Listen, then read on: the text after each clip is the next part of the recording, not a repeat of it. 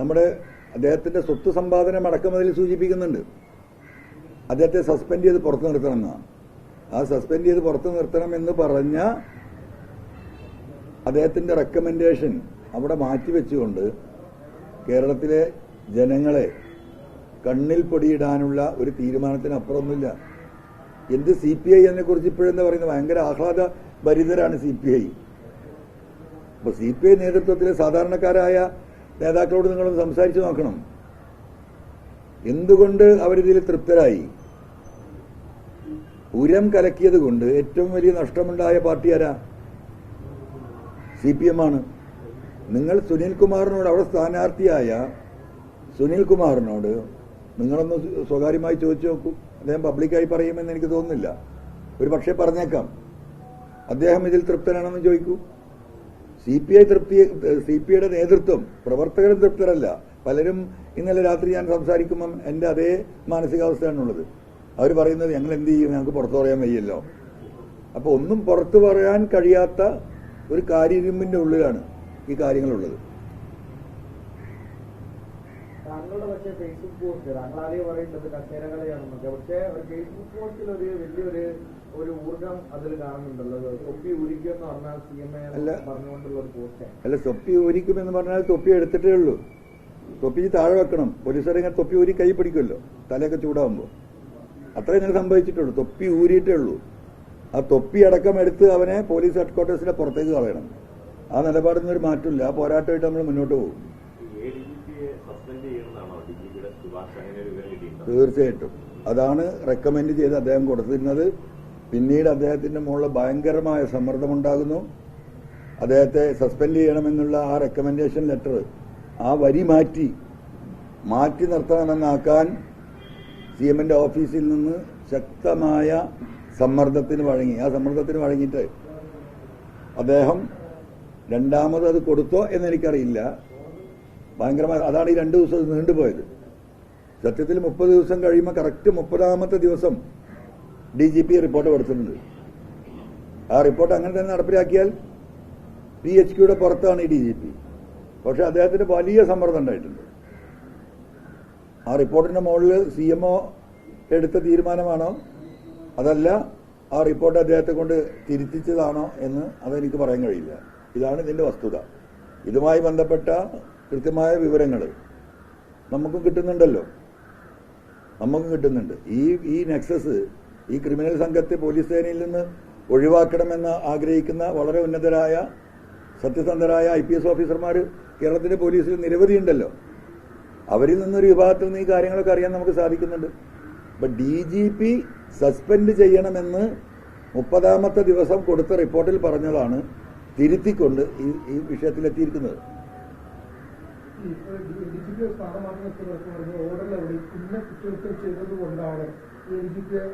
DGPക്കെതിരെയുള്ള സ്ഥാനമാറ്റം എന്ന് പറയുന്നത് സ്വാഭാവികമായി ഉണ്ടാകുന്ന സ്ഥാനമാറ്റം മാത്രമായിട്ടാണ് ഇപ്പോൾ അതിൽ നമുക്ക് മനസ്സിലാക്കാൻ സാധിക്കുന്നത്. അതിനെങ്ങനെയാണ് ശിക്ഷാ നടപടിയായിട്ട് കാണാൻ കഴിയുക? അതിനൊരിക്കലും ശിക്ഷാ നടപടി കാണാൻ കഴിയില്ല. ഇത് ശിക്ഷാ നടപടിയല്ല. സാധാരണ ഒരു പോലീസ് ഉദ്യോഗസ്ഥനെ മാറ്റുന്ന അതേ ഓർഡറാണത്. ഇന്ന കാരണം കൊണ്ട് സാധാരണ നമ്മൾ ഒരു സസ്പെൻഷൻ അല്ലെങ്കിൽ ഒരു പണിഷ്മെന്റ് ട്രാൻസ്ഫർ ഉണ്ടാകുമ്പോൾ ആ പണിഷ്മെന്റിനെ കുറിച്ച് അതിൽ പറയും. ഇന്ന കാര്യങ്ങൾ, കുറ്റങ്ങൾ നിങ്ങൾ ചെയ്തുകൊണ്ട് നിങ്ങളെ ഇന്ന സ്ഥലത്തേക്ക് ഇന്ന കാരണം കൊണ്ട് സ്ഥലം മാറ്റുന്നു അല്ലെങ്കിൽ നടപടി സ്വീകരിക്കുന്നുണ്ടാവും. ഇതതില്ലല്ലോ. ഇതിപ്പോ എന്താ, ഇപ്പോഴും അദ്ദേഹത്തിന്റെ കുപ്പായത്തിൽ, ADGP അജിത് കുമാറിന്റെ കുപ്പായത്തിൽ ഒരു കറുത്ത പുള്ളി ഇപ്പോഴും ഇല്ല. ഒരു കറുത്ത പുള്ളിയില്ല അദ്ദേഹത്തിന്റെ കുപ്പായത്തിൽ. ഒരു കറുത്ത പുള്ളി കാരണം CMO ഓഫീസിനെ കേന്ദ്ര ഏജൻസികളുടെ അന്വേഷണത്തിൽ നിന്ന് തടഞ്ഞു നിർത്തുന്നതിന്റെ ഒന്നാമത്തെ നേതാവായി അല്ലെങ്കിൽ എന്താ പറയാ അതിന്റെ ഒരു പോയിന്റായി നിൽക്കുന്നത് അജിത് കുമാറാണ്. അത് കേരളത്തിലെ ജനങ്ങൾക്കറിയാലോ. BJPയെ സംബന്ധിച്ച് വലിയൊരു നല്ല കച്ചവടമാണ്, ലാഭകരമായ കച്ചവടമാണ്. ഈ പറയുന്ന തൃശ്ശൂരിൽ സീറ്റ് ഉണ്ടാക്കി കൊടുക്കാൻ അജിത് കുമാറിനാണ് സാധിച്ചിട്ടുള്ളത്. ഇനി കേരളത്തിന്റെ നിയമസഭയിൽ വീണ്ടും ഒരു സീറ്റ് കൊടുക്കാൻ പോവാണ്, പാലക്കാട്. ഈ വിഷയം നിങ്ങളതിൽ പരിശോധിക്കേണ്ടത്, ഷാഫി പറമ്പിന് കിട്ടിയ വോട്ട് 554,079 വോട്ടാണ് എന്ന് പറഞ്ഞാൽ 38.6%. ഈ ശ്രീധരൻ BJPയുടെ സ്ഥാനാർത്ഥി 50,220 വോട്ട് എന്ന് പറഞ്ഞാൽ 35.34. അപ്പോൾ ആകെയുള്ള വ്യത്യാസം എന്ന് പറയുന്നത് 3,000-ന് അടുത്ത് വോട്ടാണ്. 2.72% വോട്ടിന്റെ വ്യത്യാസമേ ഉള്ളൂ. പ്രമോദന് കിട്ടിയത് 36,430 CPM-ന്റെ. BJP-യെക്കാളും 14,787 വോട്ടിന് താഴെയാണ് BJP-യുടെ സ്ഥാനാർത്ഥിയായിട്ടുള്ള പ്രമോദ്. അപ്പോൾ എന്താ ഇതിൽ മനസ്സിലാക്കേണ്ടത്? 2,000 വോട്ട് ഈ പറയുന്ന BJP-യിൽ നിന്ന് CPM-ൽ നിന്ന് BJP-യുടെ സ്ഥാനാർത്ഥിക്ക് കിട്ടിയാൽ അവിടെ കോൺഗ്രസിന്റെ സ്ഥാനാർത്ഥി വരാൻ പോകുന്ന സ്ഥാനാർത്ഥി തോൽക്കും. ഒരു നിയമസഭാ തെരഞ്ഞെടുപ്പിൽ 2,000 വോട്ട് എന്താ? ഒന്നുമല്ല. ഏകദേശം 200 ബൂത്ത് ഉണ്ടാവും അവിടെ ആവറേജ്. 200 ബൂത്തിൽ 10 വോട്ട് മറിഞ്ഞാൽ മതി. 10 വോട്ട് മറിഞ്ഞാൽ BJP-ക്ക് സ്ഥാനാർത്ഥിയായി. ഇപ്പൊ തന്നെ നിങ്ങൾ സ്ഥാനാർത്ഥി നിർണയം ഒന്ന് പരിശോധിച്ച് നോക്കൂ. CPM-ന്റെ ലോക്കൽ ആരെങ്കിലും മത്സരിക്കണം, ഒരു ശക്തനായ സ്ഥാനാർത്ഥി വേണമെന്നല്ല. അപ്പോ ഒരു അഡ്ജസ്റ്റ്മെന്റ് രാഷ്ട്രീയം കൃത്യമായും BJP-യുമായി ഉണ്ടാക്കിയ കരാറ്, ആ കരാറ് തന്നെ BJP-യുടെ ഒരു വളരെ ഉത്തരവാദിത്തപ്പെട്ട ഒരു നേതാവ് കഴിഞ്ഞ ഒരു 1-1.5-2 മാസങ്ങൾക്ക് മുമ്പ് ട്രെയിനിൽ പോകുമ്പോൾ എൻ്റെ കൂടെ ഉണ്ടായിരുന്നു. ട്രെയിനിൽ ഒരു ബോഗിയിൽ ഞങ്ങൾ യാത്ര ചെയ്ത്. അപ്പം കേരളത്തിലെ രാഷ്ട്രീയം ഇങ്ങനെ സംസാരിക്കുമ്പോൾ അവർക്കൊക്കെ കൃത്യമായ ധാരണ ഉണ്ട്. അവരെന്താ പറഞ്ഞത്? അദ്ദേഹം എന്താ പറഞ്ഞത്? ഞങ്ങൾ 2036 ഭരണത്തിലേറാൻ ഉദ്ദേശിക്കുന്നത്. ഒരു പക്ഷേ 2031 2026 36 31 2026 തെരഞ്ഞെടുപ്പിൽ അവർ ലക്ഷ്യം വെക്കുന്നത് 25 സീറ്റ് ടു 35 സീറ്റാണ്. അത് ഞങ്ങൾ നേടുമെന്ന് തന്നെയാണ് പറയുന്നത്. അത് കഴിഞ്ഞു വരുന്ന അടുത്ത നിയമസഭാ തെരഞ്ഞെടുപ്പ് എന്ന് പറഞ്ഞാൽ ഇനി ഒരു 7 കൊല്ലം കഴിഞ്ഞ് നടക്കേണ്ട 2031 തെരഞ്ഞെടുപ്പിൽ അവർ അധികാരത്തിൽ വരുമെന്ന് പറയുന്നു. അതാണ് അവരുടെ സ്ട്രാറ്റജി. അപ്പൊ ഇപ്പൊ മുഖ്യമന്ത്രി എടുക്കുന്ന നിലപാടും പാർട്ടി എടുക്കുന്ന നിലപാടും പരിശോധിച്ച് നോക്കിയാൽ നമുക്ക് ഏകദേശം അത് കാണാൻ കഴിയും. BJP-യെ അറ്റാക്ക് ചെയ്യാതെ BJP-യുമായി താദാത്മ്യം പ്രാപിച്ചുകൊണ്ട് മുസ്ലിം വിരുദ്ധത നിൽക്കാതെ സൂചിപ്പിച്ചുകൊണ്ട് മലബാറിനെ കുറിച്ചും മലപ്പുറത്തെക്കുറിച്ചും ആവർത്തിച്ച് പറഞ്ഞുകൊണ്ട് മുസ്ലിം വിഭാഗത്തിനെ പൂർണ്ണമായും തള്ളിക്കൊണ്ട് നാളെ BJP-യുമായി ഒരു രാഷ്ട്രീയ ബാന്ധവത്തിലേക്ക് ഈ സംവിധാനം പോകുന്നു എന്നതിന്റെ ഏറ്റവും വലിയ സൂചനകളാണ് എന്ത്? ഈ തൃശ്ശൂരും ഇപ്പൊ വരാൻ പോകുന്ന പാലക്കാട്. അപ്പൊ അടുത്ത തെരഞ്ഞെടുപ്പിൽ സീറ്റ് അഡ്ജസ്റ്റ്മെന്റ് ഉണ്ടാവും. ഇത് പാലക്കാട് കാണാം. ഈ ധാരണ പോലെ തന്നെ 2026 നടക്കുന്ന കേരളത്തിലെ നിയമസഭാ തെരഞ്ഞെടുപ്പിൽ 10-30 സീറ്റ് BJP-ക്ക് നൽകിക്കൊണ്ട് പ്രത്യക്ഷമല്ല പരോക്ഷമായി ഇതേപോലെയുള്ള അണ്ടർഗ്രൗണ്ട് ഓപ്പറേഷൻസിലൂടെ BJP-യെ ഈ പറയുന്ന 10-25 സീറ്റിൽ ജയിപ്പിക്കുമെന്ന കാര്യത്തിൽ തർക്കമില്ല. അതാണ് പൊളിറ്റിക്സ്. അതുകൊണ്ടാണ് കേരളം മുഴുവൻ ആവർത്തിച്ച് പറഞ്ഞിട്ടും ഈ അജിത് കുമാറിനെതിരെ ഒരു നടപടിയും എടുക്കാത്തത്, മുഖ്യമന്ത്രിക്ക് പറഞ്ഞിട്ടുണ്ടാവാത്തത്. ഗോവിന്ദ മാഷ് നിങ്ങൾ എന്ത് ചോദിച്ചാലും മുഴുവനെ പിടിച്ച പോലെ വഴുതി പോകുന്നത്. അപ്പൊ ഇതൊക്കെയാണ് രാഷ്ട്രീയം. ഈ രാഷ്ട്രീയം കേരള ജനത തിരിച്ചറിയേണ്ടതുണ്ട്. ഇവിടെയാണ് ഈ പൊളിറ്റിക്കൽ നെക്സസ്. ഇതൊരു വലിയ നെക്സസ് ആണ്. ഈ നെക്സസിന്റെ ദുരന്തം കേരളം അനുഭവിക്കാൻ പോവുകയാണ്. അവിടെയാണ് DMK എന്ന് പറയുന്ന ഡെമോക്രാറ്റിക് മൂവ്മെന്റ് ഓഫ് കേരളയുടെ പ്രാധാന്യം ഉൾക്കൊള്ളുന്നത്. നിങ്ങൾ കണ്ടല്ലോ, ഞാനൊരു വ്യക്തി മാത്രമാണല്ലോ. ഇന്നലെ നടത്തിയ സമ്മേളനം ഒരു പോസ്റ്റർ നിങ്ങൾക്ക് എവിടെയും കാണാൻ കഴിയില്ല, ഒരു അനൗൺസ്മെന്റ് നിങ്ങൾക്ക് എവിടെയും കാണാൻ കഴിയില്ല. ജനങ്ങൾ സ്വയം സന്നദ്ധരായി വന്നതാണ്. നിലമ്പൂരിലും മഞ്ചേരിയിലൊക്കെ. ഇനി കേരളത്തിന്റെ മുഴുവൻ ജില്ലകളിൽ ഇത് കാണാൻ പോവുകയാണ്. അത് PV അൻവറിന്റെ വലിപ്പം കൊണ്ടല്ലോ. ഞാനും ഇതേപോലെയുള്ള ഒരു സാധാരണക്കാരനായ ഒരു പൊതുപ്രവർത്തകനാണ്. എനിക്ക് കൊമ്പൊന്നുമില്ല, എന്നെ കാണാൻ വരുന്നവരുമല്ല. ഞാൻ ഉന്നയിക്കുന്ന വിഷയങ്ങളിൽ പരമപ്രധാനമായിട്ടുള്ള ഈ പൊളിറ്റിക്കൽ നെക്സസ്, പൊളിറ്റിക്കൽ ലീഡർഷിപ്പ് തമ്മിലുള്ള നെക്സസ്, അതിന്റെ ദുരന്തം അനുഭവിച്ച എല്ലാ പാർട്ടി പ്രവർത്തകരും, ഒരു പാർട്ടിയുമില്ല, അവരാണ് ഈ വിഷയത്തിൽ വരുന്നത്. അതുകൊണ്ടാണ് കാലിക പ്രാധാന്യമുള്ള ഏറ്റവും സീരിയസ് ആയിട്ടുള്ള വിഷയമാണ് ഇന്ന് കേരളം അഭിമുഖീകരിക്കുന്ന പൊളിറ്റിക്കൽ ലീഡേഴ്സ് തമ്മിലുള്ള ഈ അവിശുദ്ധ കൂട്ടുകെട്ട്, അതാണ് പൊളിറ്റിക്കൽ നെക്സസ്. അത് ആളുകൾ ഏറ്റെടുക്കുന്നു. അതിനെതിരെ കേരളത്തിലെ യുവാക്കൾ, ചിന്തിക്കുന്ന സകല മനുഷ്യരും, സമൂഹത്തിന്റെ ഈ വരാനിരിക്കുന്ന ദുരന്തം കണ്ടു മനസ്സിലാക്കുന്ന മുഴുവൻ ജനങ്ങളും DMK ഈ വിഷയത്തിൽ പിന്തുണയ്ക്കുകയാണ്. അത് തന്നെയാണ് ഈ മൂവ്മെന്റിന്റെ ബലവും. പാലക്കാട് നിയോജക മണ്ഡലം CPM-ന്റെ ഉറച്ച കോട്ടയായിരുന്നു.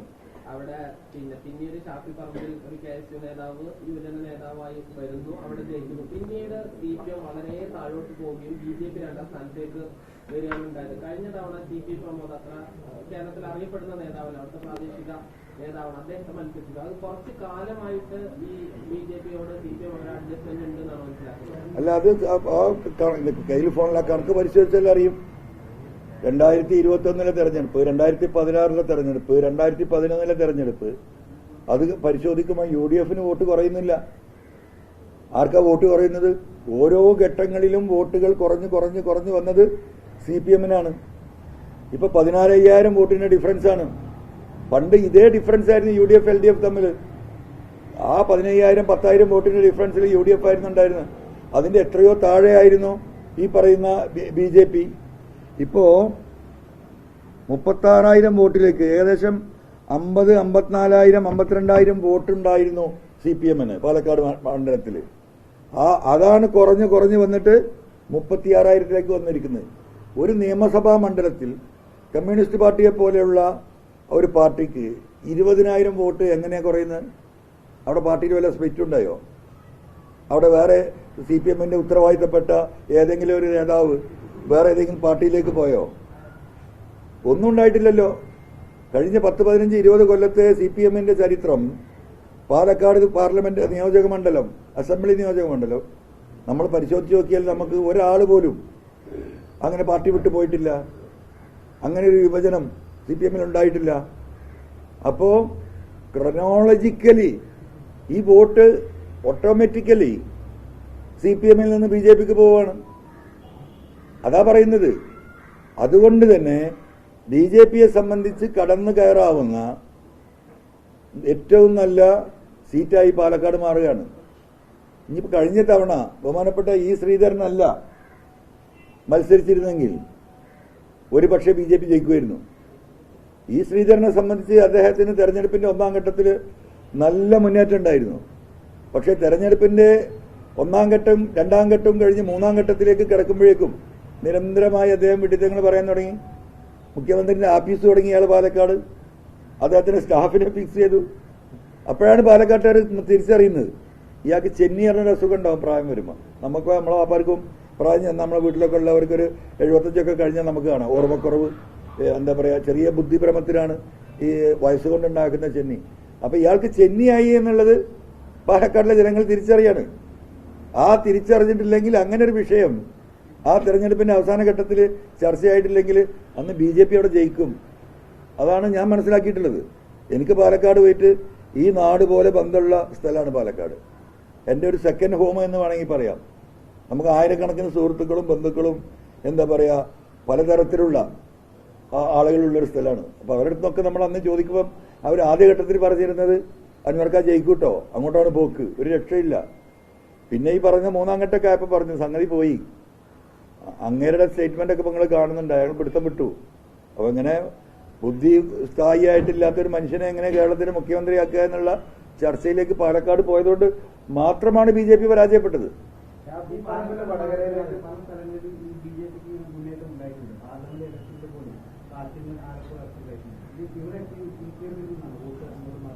അല്ല, അത് പരിശോധിച്ചാൽ കാണാലോ. പിണറായിയുടെ നിയോജക മണ്ഡലത്തിൽ കണ്ണൂർ ജില്ലയിൽ എത്ര വോട്ടാ പോയത്? പോയത് മുഴുവൻ കമ്മ്യൂണിസ്റ്റുകാരുടെ വോട്ടല്ലേ. ഈ തെരഞ്ഞെടുപ്പിൽ ഏറ്റവും കൂടുതൽ CPM-ന് അല്ലെങ്കിൽ ഇടതുപക്ഷത്തിന് വോട്ട് നഷ്ടപ്പെട്ട എവിടെയാ? ഇടതുപക്ഷം എന്ന് പറയുന്നത് CPM തന്നെയാണല്ലോ. മറ്റുള്ളവർക്ക് എന്താ ഉള്ളത്? ഓരോ ഘടകകക്ഷി എടുത്ത് വെക്കുക. 1000 ആള് തയ്ച്ചില്ലാത്തവർ എത്ര ആളുണ്ട്? NCP മൊത്തം കേരളത്തിലെ സ്റ്റേറ്റ് ഒക്കെ പാടെ എടുത്താൽ ഇപ്പൊ DMK-യുടെ ഒരു മണ്ഡലത്തിലെ ഒരു നിയോജക മണ്ഡലത്തിൽ ആളുണ്ടാവില്ല. ഇല്ല, പോട്ടെ. അല്ല, നമ്മൾ പറയാതിരിക്കാൻ നിവൃത്തില്ലല്ലോ. സത്യത്തിൽ ആ കാര്യത്തിലൊക്കെ CPM-നെ സമ്മതിക്കണം. കാരണം ഈ പറയുന്ന ഘടകകക്ഷികൾ ഒരു മനുഷ്യനില്ലാത്ത, പിന്നെ അത് കഴിഞ്ഞിട്ട് ഏതാ? NCP കഴിഞ്ഞിട്ട് കോൺഗ്രസ് എസ്. എന്താ സ്ഥിതി? ആ സാധു അല്ലാതെ മൂപ്പര് ഇങ്ങനെ നടക്കുന്നല്ലാതെ ഒരാളുണ്ടോ? ഒരാള്. എന്റെ വാപ്പാനെ കൂടെ മമ്മൂട്ടുണ്ടായിരുന്ന സാധുവാണ്. അയാൾ താത്വികർ, അതിലൊന്നും യാതൊരു തർക്കമില്ല കേട്ടോ. അതിലൊക്കെ ഇവരെ സമ്മതിക്കണം. പണ്ട് മുതലേ പോകുന്ന ആളുകളെ അവർ നിർത്തുന്നുണ്ട്. പക്ഷെ ഒരു കാര്യങ്ങൾ പരിശോധിച്ചാൽ മനസ്സിലാവും. ഈ NCP ആയാലും ഈ പറയുന്ന കോൺഗ്രസ് എസ് ആയാലും പിന്നെ ആരല്ലേ എന്നല്ല, അത് പോട്ടെ, ഏതായാലും പോയി സാധുക്കള്, അതിപ്പോ നമ്മൾ പറഞ്ഞിട്ട് കാര്യമില്ല. അപ്പോ അല്ല മാണിയൊക്കെ ഒരു കുറച്ചൊരു പൊളിറ്റിക്കലായിട്ട് നിൽക്കുന്നുണ്ട്. ജനാധിപത്യ കേരള കോൺഗ്രസ് ഞാൻ പറയണോ? നൗഷാദ് ഇവിടെ എവിടെയുണ്ട്, അതിന്റെ ഒരു അനുയായി ഇവിടെ ഉണ്ട്. അപ്പൊ ഓരോ വേറെ ഏതോ പാർട്ടിക്ക് പോയിട്ടുണ്ട്. അത് പോട്ടെ. അപ്പോ ഇതാണ് ഘടകകക്ഷികള്. ഇതില് നമ്മൾ ആദ്യം ഞാൻ നോക്കുമ്പോൾ പറഞ്ഞില്ലേ ഇവരെ സമ്മതിക്കണം, CPM സമ്മതിച്ചു കൊടുക്കണം. പിന്നെ നോക്കുമ്പോ ഇതിൽ വേറെ തമാശ ഉണ്ട് പ്രശാന്ത്.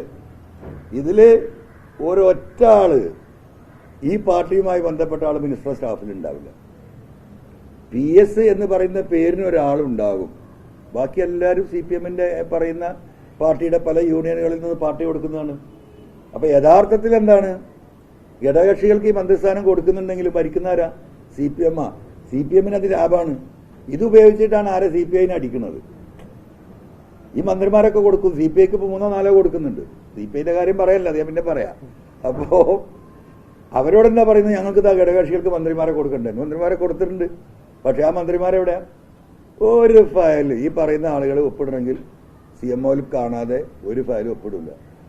അപ്പൊ എന്താണ്, ഈ മന്ത്രിമാർക്കൊക്കെ ഒരു കാറും വിട്ട് ഇങ്ങനെ നടക്കാം, നല്ല ഭക്ഷണം കഴിക്കാം, അത്യാവശ്യം വലിയ കുഴപ്പമില്ലാത്ത നല്ലൊരു ബംഗ്ലാവ് ഉണ്ടാവും. പോകുന്ന കാറിന്റെ മുമ്പിൽ ഒരു ജീപ്പ്, പോലീസ് ജീപ്പ് കീ ഓണടിച്ച് ഇങ്ങനെ പോകും. നല്ല ആസ്വദിച്ച് സുഖമായിട്ട് കിടന്നുറങ്ങാം. അതിലപ്പുറം ഒരു ചുക്കില്ല. കേരളത്തിന്റെ ഭരണനിർവഹണത്തിൽ ഇവർക്കൊന്നും ഒന്നും ചെയ്യാൻ കഴിയില്ല. കാരണം എത്രയോ ആയിട്ട് ഇപ്പൊ നമ്മുടെ എന്താ പറയാ വീട്ടിലൊക്കെ പഴയ കാലത്തൊക്കെ സ്ഥിരമായിട്ടുള്ള കാര്യസ്ഥന്മാരുണ്ടാവും. അവരങ്ങനെ പോവും. അപ്പൊ തറവാട് എന്താ പറയാ ക്ഷയിച്ചാലും കാര്യസ്ഥന്മാരായിട്ട് നിൽക്കും. അവരെ കാര്യങ്ങളൊക്കെ നടന്നു പോകും. കാണുന്നവർക്ക് എന്താവോ ഭയങ്കര സംഭവമാണ്, ഒരു ചുക്കുണ്ടാവില്ല എന്ന് പറഞ്ഞ കാര്യസ്ഥന്മാരുടെ എന്താ പറയാ അവസ്ഥയിലാണ് ഈ ഇടതുപക്ഷത്തിലെ ഈ മന്ത്രിമാരൊക്കെ. ഇതൊരു വസ്തുതയാണ്.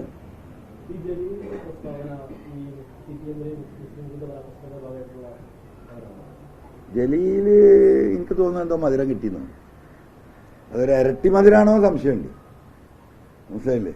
ഞാൻ സത്യത്തിൽ ഇന്നലെ രാവിലെ നിങ്ങളത് ചോദിക്കുമ്പോൾ എനിക്കറിയില്ല ജലീൽ ഇങ്ങനെ പ്രസ്താവന നടത്തി. ഞാൻ പറഞ്ഞല്ലോ ജലീൽ അങ്ങനെ പ്രസ്താവന നടത്തിയിട്ടുണ്ടെങ്കിൽ അത് നിലവാരം കുറഞ്ഞെന്ന് പറഞ്ഞു.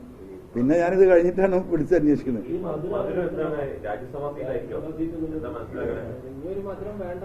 എന്തായാലും വെട്ടില് വീണിട്ടുണ്ട്. മനസ്സിലായില്ലേ? അപ്പം CPM മനസ്സിലാക്കിയതായിരുന്നു. ഏത് ഇവരെ കൂടെ നിൽക്കുന്നവരൊക്കെ മധുരം കൊടുത്തോ? എന്നെയും കുറച്ച് മധുരം തരാൻ ശ്രമിച്ചല്ലോ. ആ മധുരമായിരുന്നല്ലോ. സുജിത് ദാസ് സസ്പെൻഡ് ചെയ്യുന്നു, ശശിധരനെ മാറ്റുന്നു, അതുപോലെ തന്നെ മറ്റ് SPR വെക്കണമെന്ന് ചോദിക്കുന്നു, DYSPമാരെ മാറ്റിയിട്ട് അങ്ങനെ ഒരു മധുരം ഉണ്ടല്ലോ. അവിടെ ഞാൻ വീണില്ല. പക്ഷെ ജലീലിനൊക്കെ ഈ പറഞ്ഞതുപോലെ ചെറിയൊരു മധുരം കൊടുത്താൽ മതി. അദ്ദേഹം പറഞ്ഞെന്താ, ഞാൻ ഈ തെരഞ്ഞെടുപ്പിനില്ല, രാജ്യസഭയ്ക്ക് മത്സരിക്കുമ്പോൾ തെരഞ്ഞെടുക്കണ്ടല്ലോ. അപ്പൊ അന്ന് നിങ്ങൾ ചോദിക്കും നിങ്ങൾ ഇനി മത്സരിക്കില്ല എന്ന് പറഞ്ഞിട്ട് ഇപ്പൊ എങ്ങനെയാ നിങ്ങൾ രാജ്യസഭാ സീറ്റ് നേടിയെന്ന് ചോദിക്കുമല്ലോ. അപ്പൊ പറയും ഞാൻ മത്സരിച്ചിട്ടില്ലല്ലോ. അല്ല അതിപ്പോ ഈ ജലീൽ പറഞ്ഞതിന്റെ ജലീൽ എത്ര പ്രാവശ്യം എന്തൊക്കെ മാറ്റി പറഞ്ഞ് നിങ്ങൾ പരിശോധിച്ചാൽ മതി. അതൊന്ന് രാജ്യസഭയിലേക്ക് ജലീൽ ഉണ്ടാവില്ലേ എന്നുള്ളത് അപ്പൊ നമുക്ക് കാണാം. അധിക സമയമൊന്നുമില്ലല്ലോ. ബ്രിട്ടാസിന് ഇനി എത്രയുള്ളത്? ബ്രിട്ടാസ് ഒഴിയാൻ എത്രയുള്ളത്? 1.5 കൊല്ലം 2 കൊല്ലം അത്രയല്ലേ ഉള്ളൂ. അപ്പൊ ഈ നിയമസഭ കഴിഞ്ഞോട് കൂടിയിട്ട് ആ കസേരയിൽ കയറിയിരിക്കാം. ജലീല് പറഞ്ഞത് ശരിക്കും പലപ്പോഴും BJPക്കാർ പോലും പറയാൻ പഠിക്കുന്ന കാര്യമാണ്. 99% മുസ്ലിങ്ങളാണ് സ്വർണം കൊണ്ടുവരുന്നത്. അതിനൊരു ഫത്വ ഇറക്കണം, മതവിധി ഉണ്ടാക്കണം എന്നുള്ളതൊക്കെയാണ് പറഞ്ഞത്. എന്തായിരിക്കും അദ്ദേഹം ഉദ്ദേശിക്കുന്നത്? അല്ല ജലീൽ ഉദ്ദേശിക്കുന്നത് എന്താന്ന് ആ പറച്ചിൽ ഇനി ഉദ്ദേശമില്ലല്ലോ. It is very clear, it is very transparent. അപ്പം അതിലിനി എന്താ അതിന് അർത്ഥം വെക്കേണ്ടത്? പറഞ്ഞല്ലോ, നേർക്ക് നേരെ പറഞ്ഞതിന് എന്താ അർത്ഥം എന്ന് പറഞ്ഞാൽ അതന്നെ അതിന്റെ അർത്ഥം ആ പറഞ്ഞത് തന്നെ. പറഞ്ഞ ഒരു പാർലമെന്റ് ഒരു നിയമസഭ അത് ഒരു സ്ട്രാറ്റജിയുടെ ഭാഗമാണെന്നാണ് പറയുന്നത്. അതായത് ഒരു പാർലമെന്റ് വരുന്നു, ഒരു രാജ്യത്ത് പല പഞ്ചായത്തുകളും അവർ ഭരിക്കുന്നു, എല്ലാ മേഖലയിലും അവരുടെ പ്രാതിനിധ്യമായി ഇതിനത് വർദ്ധിപ്പിച്ചാൽ മതി. ആ അർത്ഥത്തിലാണ്. തീർച്ചയായിട്ടും അത് ഒരിക്കലും ഇന്ത്യയിൽ അംഗീകരിച്ച് കിട്ടുമെന്ന് ആരും കരുതണ്ട. ഒറ്റ തെരഞ്ഞെടുപ്പും ഒരു പ്രധാനമന്ത്രി എന്നുള്ള അവസ്ഥയിലേക്ക് പോകാൻ പറ്റുന്ന സാമൂഹിക, സാംസ്കാരിക, ഭൂമിശാസ്ത്രപരമായ ചുറ്റുപാടല്ല ഈ രാജ്യത്തുള്ളത്. ആയിരക്കണക്കിന് നാട്ടുരാജ്യങ്ങൾ ഒത്തുചേർന്ന രാജ്യമാണ് ഇന്ത്യ എന്ന് പറയുന്നത്.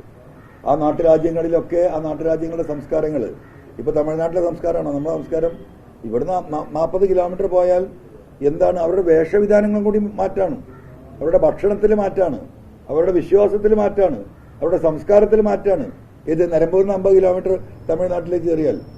അങ്ങനെ വ്യത്യസ്തമായ ഇന്ത്യയെ ഒരു പാത്രത്തിലേക്ക് ആക്കാമെന്ന് പറഞ്ഞാൽ നടക്കുമോ? ഒരു കുടത്തിലേക്ക് കടുവയും പൂച്ചയും പുലിയെയും എലിയെയും എല്ലാം കൂടെ ഇട്ട് ആ കുടം അടച്ചു വെച്ചാൽ ആ കുടം എന്താവും? കുടം തന്നെ പൊളിക്കൂലേ?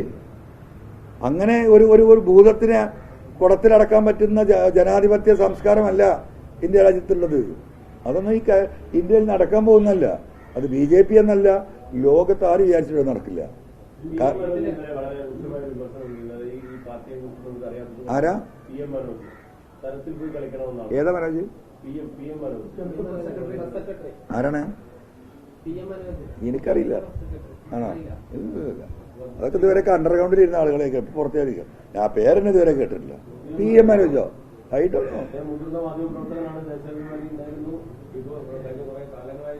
അല്ല, അതിപ്പോ ജലീല് പറഞ്ഞ പോലെ ഞാൻ ഏറ്റവും മലബാറിലെ ഏറ്റവും വലിയ മുസ്ലിം നേതാവാണ് എന്ന് പറയുന്നത് പോലെ ഞാൻ ഏറ്റവും വലിയ മുതിർന്ന നേതാവാണ് മനോജ് പറഞ്ഞെങ്കിൽ എനിക്ക് ആ ചങ്ങായെ കുറിച്ച് അറിയില്ല. എവിടെയുള്ള ആള്? I don't know. നമുക്കറിയാത്ത ഒരാളെ കുറിച്ച് അഭിപ്രായം പറയാൻ പറ്റുമോ?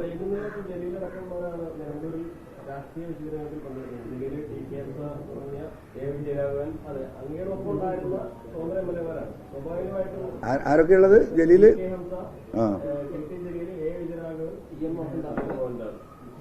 തമിഴ്നാട്ടിലൊരു തമാശ നടനുണ്ടായിരുന്നു, തവക്കൽ, അറിയോ? ഭയങ്കര തമാശക്കാരനാണ്. മൂപ്പരും കൂടി കൂട്ടാൻ പറയണോ? ഭയങ്കര തമാശക്ക് പോവല്ലേ, അപ്പൊ ആളുകൾക്കൊന്ന് ചിരിക്കാനെങ്കിലും. അപ്പം CPM-ന്റെ ജില്ലാ സമ്മേളനം നടക്കാൻ പോകുന്നത് എല്ലാ ബ്രാഞ്ചുക്കും കൃത്യമായ ഡയറക്ഷനാ. എത്ര 25 പേര് വെച്ച് വേണം. അപ്പൊ അത് വരും, ഉറപ്പാണ്. പിന്നെ മഹത്തായ ജലീൽ സാഹിബിന്റെ മതപ്രഭാഷണം ഉണ്ടാവും, മനസ്സിലായില്ലേ? അപ്പൊ ആ മതപ്രഭാഷണം കേൾക്കാൻ കുറച്ച് ആളുകൾ കൂടും. അതിലപ്പുറമൊന്നുമില്ല. നിലമ്പൂരിലെ ജനങ്ങൾക്ക് ഇതൊക്കെ അറിയും. അവിടെ വന്നിട്ട് ഈ പറഞ്ഞാൽ ഇപ്പൊ വീട്ടിൽ കയറിയിട്ട് പറഞ്ഞ് ആട്ടി വിടുന്നുണ്ട് സ്ത്രീകള്. ഹൗസ് ക്യാമ്പയിൻ നടത്തുകയാണ് CPM. ആ പോകുന്ന സഖാക്കൾക്ക് പറ്റി എനിക്ക് പറ്റില്ല. അവരെ നിർബന്ധിത സാഹചര്യത്തിൽ പോകാൻ ചില വീട്ടിൽ നിന്ന് ചൂലെടുത്തിട്ടുണ്ട് സ്ത്രീകൾ. ഇറങ്ങിപ്പോടുന്നു പറഞ്ഞിട്ട്. MLA നിങ്ങൾ പഠിപ്പിക്കേണ്ട ഞങ്ങൾ കണ്ടതാണല്ലോ. നവകേരള സദസ്സ് നിങ്ങൾ കണ്ടിരുന്നല്ലോ. കേരളത്തിൽ ഏറ്റവും വലിയ ജനാവലി പങ്കെടുത്ത ഒരു സമ്മേളനമായിരുന്നു നവകേരള സദസ്സ്. അന്ന് വ്യവസായ മന്ത്രി രാജീവ് ഇട്ട പോസ്റ്റ് നിങ്ങളൊന്ന് പരിശോധിച്ച് നോക്കണം. ഇപ്പോഴും ഉണ്ടാവില്ല പോസ്റ്റ് എന്നെടുത്ത് വായിക്കുന്നത്. ഞാൻ എൻ്റെ ജീവിതത്തിൽ കണ്ട ഏറ്റവും വലിയ ജനാവലി അദ്ദേഹം എഴുതിയതാ.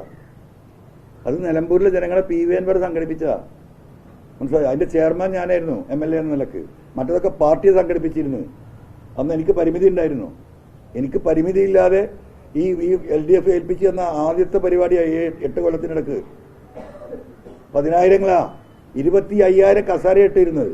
ആ ജനം കഴിഞ്ഞ് പിന്നെയും ജനം തടിച്ചുകൂടി 50,000 ആള് പങ്കെടുത്തു എന്നാണ് ഇന്റലിജൻസ് റിപ്പോർട്ട്. ആ നിലമ്പൂരിൽ പോയിട്ട് ജനങ്ങളോട് ഇവർ പറയാ കുണു കുണു കുണു കുണു ആട്ടി വിടുന്ന ജനങ്ങള് അടുക്കളയിൽ നിന്ന്. അങ്ങോട്ടേക്കല്ലേ പോടത്. നടക്കട്ടെ. തെരഞ്ഞെടുപ്പിൽ ഇത്തരം അഡ്ജസ്റ്റ്മെന്റുകൾ സാധാരണ പാർട്ടി പ്രവർത്തകർക്ക് ഉൾക്കൊള്ളാൻ കഴിയുമോ? ഏത് അഡ്ജസ്റ്റ്മെന്റ്? പാലക്കാട് BJP-ക്ക് വേണ്ടി വോട്ട് മറിക്കും, CPM വോട്ട് മറിക്കുക എന്നുള്ളത്, അത് അങ്ങനെ നടക്കുമോ? സാധാരണ പ്രവർത്തകർക്ക് വലിയൊരു ചോദ്യമാണ്. അതിനിപ്പോൾ ഞാൻ പറഞ്ഞുതരാം. ഇപ്പം തൃശ്ശൂരിലെ തോൽവിയെക്കുറിച്ച് പറയുമ്പം മുഖ്യമന്ത്രി പ്രതിരോധിക്കുന്നത് എങ്ങനെയാണ്? തൃശ്ശൂരിൽ പ്രതിരോധിക്കുന്നത് ഞങ്ങളെ വോട്ട് കുറഞ്ഞിട്ടില്ല, കോൺഗ്രസിന്റെ വോട്ട് പരിശോധിക്കൂ, അല്ലേ?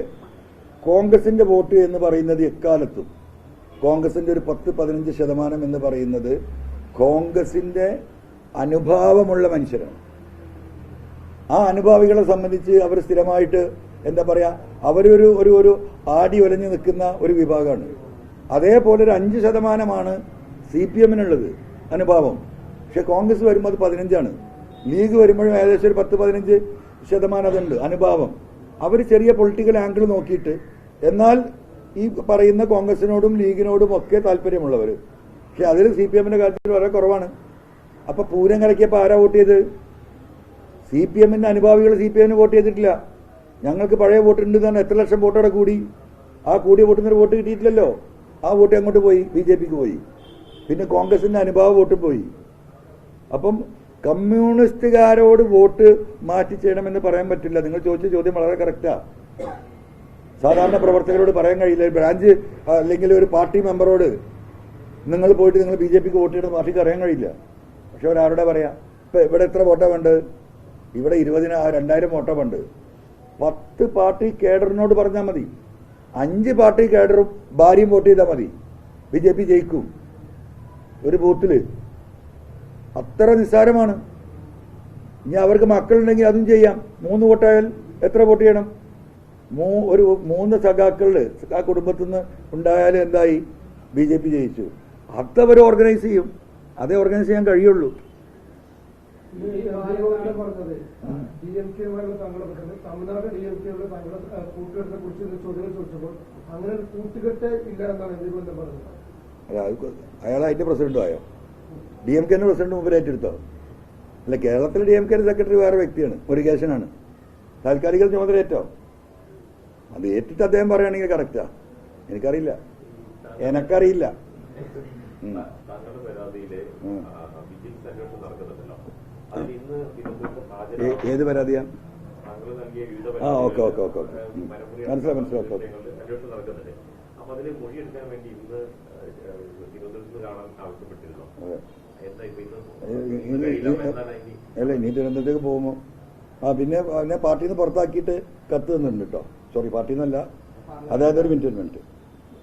പാർലമെന്ററി പാർട്ടിയിൽ നിന്ന് ആദ്യം എനിക്ക് നമ്മുടെ സീറ്റ്, നിങ്ങളുടെ ഇരിപ്പിടം ഇന്ന സ്ഥലത്ത് നിന്ന് പ്രതിപക്ഷ ബ്ലോക്ക് നിൽക്കുന്ന അതിന്റെ നമ്പറാണ് പ്രതിപക്ഷ ബ്ലോക്ക് എന്ന് പറയുന്നത്, അതിലേക്ക് മാറ്റി എന്ന് പറഞ്ഞുകൊണ്ട് ഇന്റിമേഷനായിരുന്നു കിട്ടിയിരുന്നത്. അപ്പൊ എന്തിന്റെ അടിസ്ഥാനത്തിലാണ് പ്രതിപക്ഷ ബ്ലോക്കിലേക്ക് എന്നെ മാറ്റിയത് എന്ന് ചോദിച്ചിട്ട് നമ്മൾ സ്പീക്കർക്ക് കത്ത് കൊടുത്തിരുന്നു. അതിന് ഞാൻ നിങ്ങളോട് പറഞ്ഞതാണ്.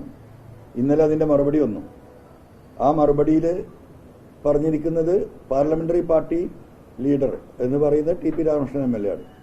അദ്ദേഹം നൽകിയ കത്തിന്റെ അടിസ്ഥാനത്തിലാണ് നിങ്ങളെ മാറ്റി എന്ന് പറഞ്ഞാൽ പാർലമെന്ററി പാർട്ടിയിൽ നിന്ന് തന്നെ ഔദ്യോഗികമായി പുറത്താക്കിയിട്ടുണ്ട്. ഫോൺ എടുത്ത് അതെ അതായി പറഞ്ഞത്. അങ്ങനെ താങ്കളുടെ ആവശ്യം പരിഗണിക്കാൻ കഴിയില്ല എന്നുള്ളതാണ് സ്പീക്കറുടെ ഇല്ല, ഞാൻ ആ കത്തിപ്പ് തരാം. ആരാ പറഞ്ഞിരിക്കുന്നത്? മാറ്റി നൽകാൻ കഴിയില്ല എന്നുള്ളത്.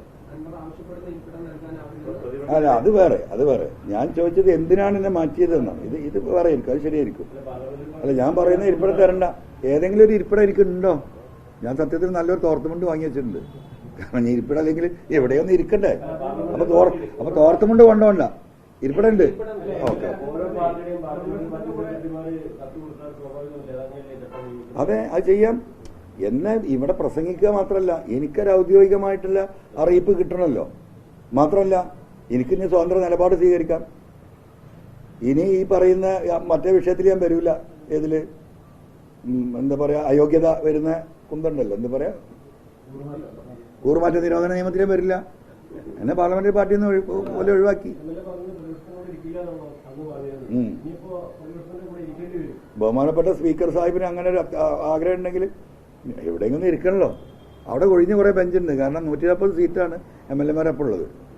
വരാനിരിക്കുന്ന ഭാവിയും കൂടി കണ്ടിട്ട് ഒരു 10-60 സീറ്റും കൂടെ അവിടെ നിങ്ങൾ കാണുന്ന എക്സ്ട്രാ ഉണ്ടല്ലോ.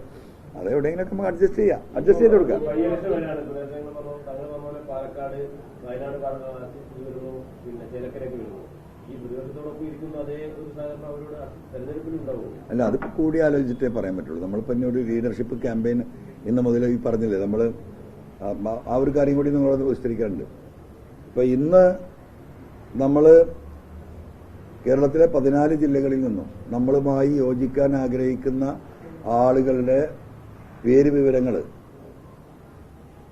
എടുക്കുന്നതിന് വേണ്ടിയിട്ട് ഓരോ ജില്ലക്കും 14 ജില്ലക്കും വ്യത്യസ്ത ഫോൺ നമ്പറുകൾ, വ്യത്യസ്ത വ്യക്തികൾ, 18 ആളുകളെ നമ്മൾ അതിന് അപ്പോയിന്റ് ചെയ്തിരിക്കുകയാണ്.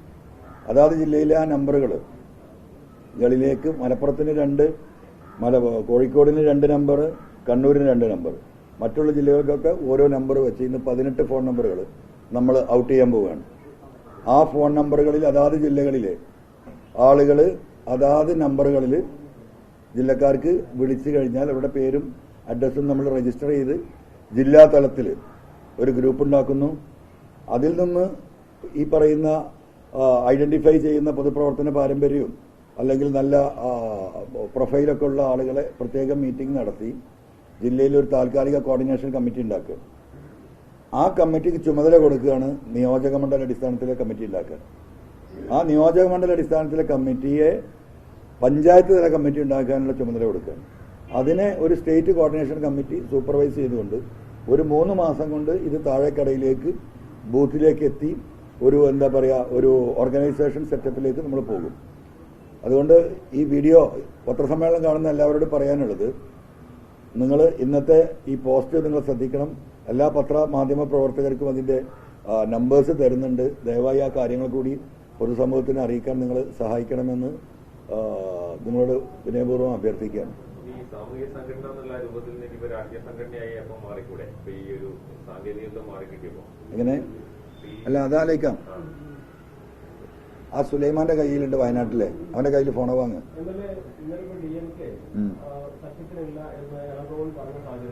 ഏതൊളങ്കോവൻ? ഓ, ആര് പറഞ്ഞു? അദ്ദേഹം ഔദ്യോഗിക വക്താവാണ് എന്ന് പറഞ്ഞതിന് എന്താ നിങ്ങളുടെ എന്തിന്റെ ബേസിലാണ്?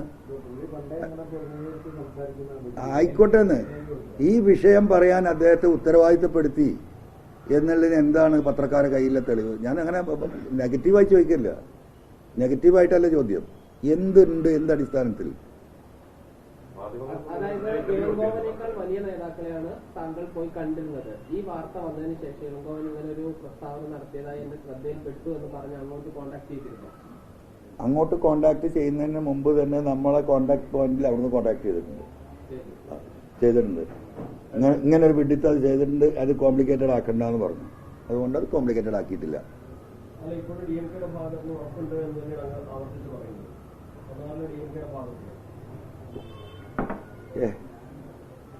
നമുക്ക് പല ഉറപ്പുകളുണ്ട്. DMK എന്ന് പറയുന്നത് നിങ്ങൾ പറയുന്നത് പോലെ ഒരു അന്തവിട്ട പൊളിറ്റിക്കൽ പാർട്ടിയല്ല. കൃത്യമായ പൊളിറ്റിക്കൽ സ്ട്രക്ചറുള്ള, കൃത്യമായ പൊളിറ്റിക്കൽ ലീഡർഷിപ്പുള്ള, കൃത്യമായ രാഷ്ട്രീയ ബോധമുള്ള, ദേശീയ രാഷ്ട്രീയത്തെക്കുറിച്ച് അതിശക്തമായ കാഴ്ചപ്പാടുകളുള്ള, ഇന്ന് ഇന്ത്യയിൽ നിലനിൽക്കുന്ന ഒരു പാർട്ടിക്കുണ്ടാകേണ്ട എല്ലാ കേഡർ സംവിധാനവുമുള്ള ഒരു പൊളിറ്റിക്കൽ പാർട്ടിയാണ് DMK. ഇത് ഇവിടുത്തെ കേരള കോൺഗ്രസിനെ പോലെ ഇപ്പൊ നിങ്ങൾ പറഞ്ഞ NCPനെ പോലെ നിങ്ങൾ കാണരുത്. ആ പാർട്ടിക്ക് അതിൻ്റെതായിട്ടുള്ള സ്ട്രക്ചർ ഉണ്ട്. ഞാൻ പറഞ്ഞോ DMK പിന്തുണ വന്നോന്ന്? ഇതുവരെ ഞാൻ പറഞ്ഞോ? നിങ്ങളല്ലേ പറഞ്ഞത്, നിങ്ങൾ പറഞ്ഞതാണ്. ഞാനത് നിഷേധിച്ചിട്ടില്ല എന്നുള്ളൂ. ഞാൻ ഇപ്പോഴും നിഷേധിക്കുന്നില്ല. DMK പിന്തുണ ഒന്നും ഞാൻ പറഞ്ഞിട്ടില്ല. ഞാൻ ഇപ്പോഴും നിഷേധിക്കുന്നില്ല. DMK പിന്തുണ ഒന്നും എന്ന് എനിക്ക് പറയാനായിട്ടില്ല. അതാ പറയേണ്ടത് ആ പാർട്ടിയാണ്, ഞാനല്ല. ആ പാർട്ടി അതിന്റെ സമയം വരുമ്പോൾ അത് പറയും. അതാണ് നിങ്ങളത് മനസ്സിലാക്കേണ്ടത്. അപ്പൊ അതിങ്ങനെ ഭയങ്കരമായിട്ട് ആഘോഷിച്ചിരുന്നു. അപ്പൊ ഞാനൊരു പ്രധാന വിഷയം പറയാൻ വിട്ടുപോയി കേട്ടോ. നമ്മുടെ അല്ലല്ലോ, ഒറ്റ മിനിറ്റ്, അത് പറയാതെ പോകാൻ നിവർത്തില്ല. നമ്മുടെ റിപ്പോർട്ടർ TVയിലെ ഡോക്ടർ അരുണ് ഇന്നലെ ഡിബേറ്റില് ഇദ്ദേഹത്തെ പുറത്താക്കിയല്ലോ, എന്താ പറയാ, ADGPയെ. അത് പുറത്താക്കിയ സമയത്ത് ആ വാർത്ത വന്നപ്പോൾ സ്മൃതി പറഞ്ഞു, ഇതാ അൻവറിന്റെ പോസ്റ്റ് വന്നിരിക്കുന്നു, ADGP അജിത് കുമാറിനെതിരെ നടപടി സ്വീകരിച്ചിരിക്കുന്നു എന്ന് പറഞ്ഞപ്പോൾ ബഹുമാനപ്പെട്ട അരുൺ ചാടി കയറിയിട്ട് പറഞ്ഞു, അത് അൻവറിന്റെ ക്രെഡിറ്റ് പോവില്ല, അത് അൻവറിന്റെ ക്രെഡിറ്റ് പോവില്ല. അത് പറഞ്ഞത് വേറെ ആളുകളാണ്, പ്രതിപക്ഷമാണ്. അൻവറിന് അങ്ങനെ ഒരു പരാതിയില്ല. അൻവർ സ്വർണ്ണക്കള്ളക്കടത്ത്, റിദാൻ വധക്കേസിൽ ഇന്നലത്തെ ഡിബേറ്റുകൾ നോക്കണം. അപ്പോൾ ബഹുമാനപ്പെട്ട ഡോക്ടർ അരുൺകുമാറിനോട് തന്നെ പറയല്ലേ, അദ്ദേഹത്തിന് കുറച്ചൊരു തിരിച്ചിലുണ്ട്. ഈ പറഞ്ഞതുപോലെ എന്തോ ഒരു മധുരം ജലീലിന് കിട്ടിയതുപോലെ എന്തോ ഒരു ഇരട്ടി മധുരം അദ്ദേഹത്തിന് കിട്ടിയോ എന്നുള്ളത് എനിക്കറിയില്ല. പക്ഷെ അദ്ദേഹത്തെ കുറിച്ചിട്ട് നല്ല ബഹുമാനമുള്ള ഒരു വ്യക്തിയായിരുന്നു. പക്ഷെ ഈ വിഷയം തുടങ്ങിയ അന്ന് മുതൽ അജിത് കുമാറിന്റെ അടുത്തേക്ക് വരുമ്പോൾ ഒരു തിരിച്ചില്, അത് അദ്ദേഹത്തിന് നല്ലൊരു കാര്യമില്ല. കേരളീയ സമൂഹത്തിൽ കാണുന്നുണ്ട്. കാരണം ഇത് പച്ചക്കള്ളാണെന്ന് അയാൾ പറഞ്ഞത്. ഞാൻ മുഖ്യമന്ത്രിക്ക് കൊടുത്ത പരാതി നിങ്ങളുടെ കയ്യിലുണ്ടല്ലോ. അതില് 4ാമത്തെ കാര്യമായിട്ട് PV അൻവർ ഉന്നയിച്ച പൊളിറ്റിക്കൽ ഇഷ്യൂസ് അതിൽ 2 എണ്ണമാണ്. ഒന്ന്, അരീക്കോട് നടന്ന നവകേരള സദസ്സിലെ CPM പ്രവർത്തകർക്കെതിരെ അവിടെ ഉണ്ടായപ്പോൾ കേസെടുത്ത് ജയിലിലടച്ചു മുഖ്യമന്ത്രി പറഞ്ഞതിനെതിരെ. അതിന്റെ പേരിൽ ശശിധരനെതിരെ മുഖ്യമന്ത്രിയുടെ നിർദ്ദേശത്തിന് നിലപാടിനെതിരായി ഒരു നിലപാടെടുത്ത ശശിധരനെ ആ സ്ഥാനത്തുനിന്ന് മാറ്റി നടപടി സ്വീകരിക്കണമെന്ന ഒന്ന്. ഇത് 4ാമത്തേതാണ്. ഡോക്ടർ അരുൺ, പ്രിയപ്പെട്ട അരുൺ, താങ്കൾ ഇങ്ങനെ കളവ് പറയരുത്. ഇതിന് 4ാമത്തേതായി പറയുന്നത് നിങ്ങളെല്ലാവരുടെയും കയ്യിലുണ്ട്. തൃശ്ശൂരിന്റെ മാത്രമല്ല, കേരളത്തിന്റെ ആകെ സാംസ്കാരിക ആഘോഷമായ തൃശ്ശൂർ പൂരം ഇത്തവണ വാർത്തകളിൽ നിറഞ്ഞത് പോലീസ് നടപടികളുടെ പേരിലായിരുന്നു. ജനങ്ങൾ വളരെ വൈകാരികമായി പ്രതികരിക്കുന്ന സാഹചര്യം പോലീസ് ഉണ്ടാക്കിയത് ബോധപൂർവമാണ്. ഇതിനെ തുടർന്ന് സംസ്ഥാനത്തിന്റെ തിരഞ്ഞെടുപ്പ് ചരിത്രത്തിലാദ്യമായി BJPക്ക് പാർലമെന്റ് അംഗം തൃശ്ശൂരിൽ നിന്ന് വിജയിക്കുകയുണ്ടായി. നഗരത്തിൽ ചുമതലയുള്ള ഒരു പോലീസ് ഉദ്യോഗസ്ഥന്റെ മാത്രം തീരുമാനമല്ല ആ പോലീസ് നടപടി. പോലീസ് നടപടി ഉണ്ടായ സമയത്ത് ADGP അജിത് കുമാറിന്റെ സാന്നിധ്യം തൃശ്ശൂരിലുണ്ടായിരുന്നു. അതൊരു ഉണ്ടോ ഇല്ലെന്ന വിഷയം ഞാൻ അന്നേ പറഞ്ഞത്. തൃശ്ശൂരിലുണ്ടായിരുന്നു. തൃശ്ശൂരിൽ വിജയിച്ച BJP MP-യുമായി അടുത്ത ബന്ധമുള്ള ആളാണ് അജിത് കുമാർ. ഉന്നത BJP നേതൃത്വവുമായി ഉണ്ടാക്കിയ ധാരണയനുസരിച്ചാണ് തൃശ്ശൂരിൽ പോലീസ് നടപടികൾ ഉണ്ടായത്. അതിൽ DGP അജിത് കുമാറിന്റെ പങ്കും സാന്നിധ്യവും ഇതുമായി നടന്ന ഗൂഢാലോചനയും അന്വേഷണത്തിന് വിധേയമാക്കണമെന്ന് അഭ്യർത്ഥിക്കുന്നു. അപ്പൊ എന്താണ് ഡോക്ടർ അരുൺകുമാർ, കേരളത്തിലെ ഒരു മുതിർന്ന പത്രപ്രവർത്തകൻ എന്ന നിലക്ക് അദ്ദേഹം തിരുത്തണം, മാപ്പ് പറയണം പൊതുസമൂഹത്തോട്. അപ്പം അദ്ദേഹം പിന്നെ ഇന്ന് രാവിലെ പറയുന്നത് കേട്ടു, മഞ്ചേരിയിലെ സമ്മേളനം 5000 ആളുണ്ടായിരുന്നോ ചോദ്യമാണ്. അപ്പൊ അത് വേണ്ട ഡോക്ടർ അരുൺ, താങ്കളോടുള്ള ബഹുമാനം താങ്കൾ കളയരുത്. നമ്മളെ ഇവിടെയൊക്കെ തന്നെ ഉണ്ട്. അപ്പം അങ്ങനെ രാജാവിനേക്കാളും രാജഭക്തിയും കേരളത്തിലെ ജനങ്ങളുടെ വികാരം എന്താണെന്ന് ഞങ്ങൾക്ക് അറിയാലോ. ഞാൻ ഉയർത്തിയത് എന്റെ വിഷയം, എന്റെ വീട്ടിലെ വിഷയമല്ല. ഈ പൊതുസമൂഹം നേരിടുന്ന പൊളിറ്റിക്കൽ നെക്സസിനെ കുറിച്ചാ. ഒരു ഡിബേറ്റിന് തയ്യാറുണ്ടോ ഈ പൊളിറ്റിക്കൽ നെക്സസിനെ കുറിച്ച് ഡോക്ടർ അരുണ്? ഞാൻ വെല്ലുവിളിക്കുന്നു. നമുക്ക് നോക്കാം. അപ്പൊ ആ രീതി ശരിയല്ല. അടുത്ത് പറഞ്ഞു, അത് മറന്നുപോയതായിരുന്നു. നാളെ സഭയിൽ ഉണ്ടാവണം എന്നാണ് ആഗ്രഹിക്കുന്നത്. ഞാനിപ്പോ ഈ പറഞ്ഞ പോലെ ഇപ്പൊ ഈ ഓർഗനൈസേഷന്റെ ഭാഗമായിട്ട് ചെറിയ വിഷയങ്ങളുണ്ട്. അതുപോലെ തന്നെ ഇന്നലെ ഞാൻ നിങ്ങൾക്ക് മറ്റേ നമ്മുടെ എന്താ പറയാ റവന്യൂ ഡിപ്പാർട്ട്മെന്റ് ഇറക്കിയ ആ കേരളത്തിലെ സകല കോറിയും സർക്കാരിന്റെ പുറമ്പോക്ക് പാറകളും ഇവർക്ക് കൊടുത്തുകൊണ്ടുള്ളൊരു ഓർഡർ, കോറി മാഫിയെ ഈ പറയുന്ന അന്യസംസ്ഥാന കോറി മാഫിയെ ഈ പറയുന്നവരെ സഹായിക്കാൻ എടുത്തുന്ന ഓർഡർ, അതും കൂടെ ഒന്ന് വായിച്ചുതരാൻ നിങ്ങൾക്ക് പെട്ടുതരാം. ഈ ഓർഡർ പറയുന്നത് ഇതൊന്നും ആരും കാണാത്ത ഓർഡറാട്ടോ. നിങ്ങൾ കണ്ടിട്ടില്ല.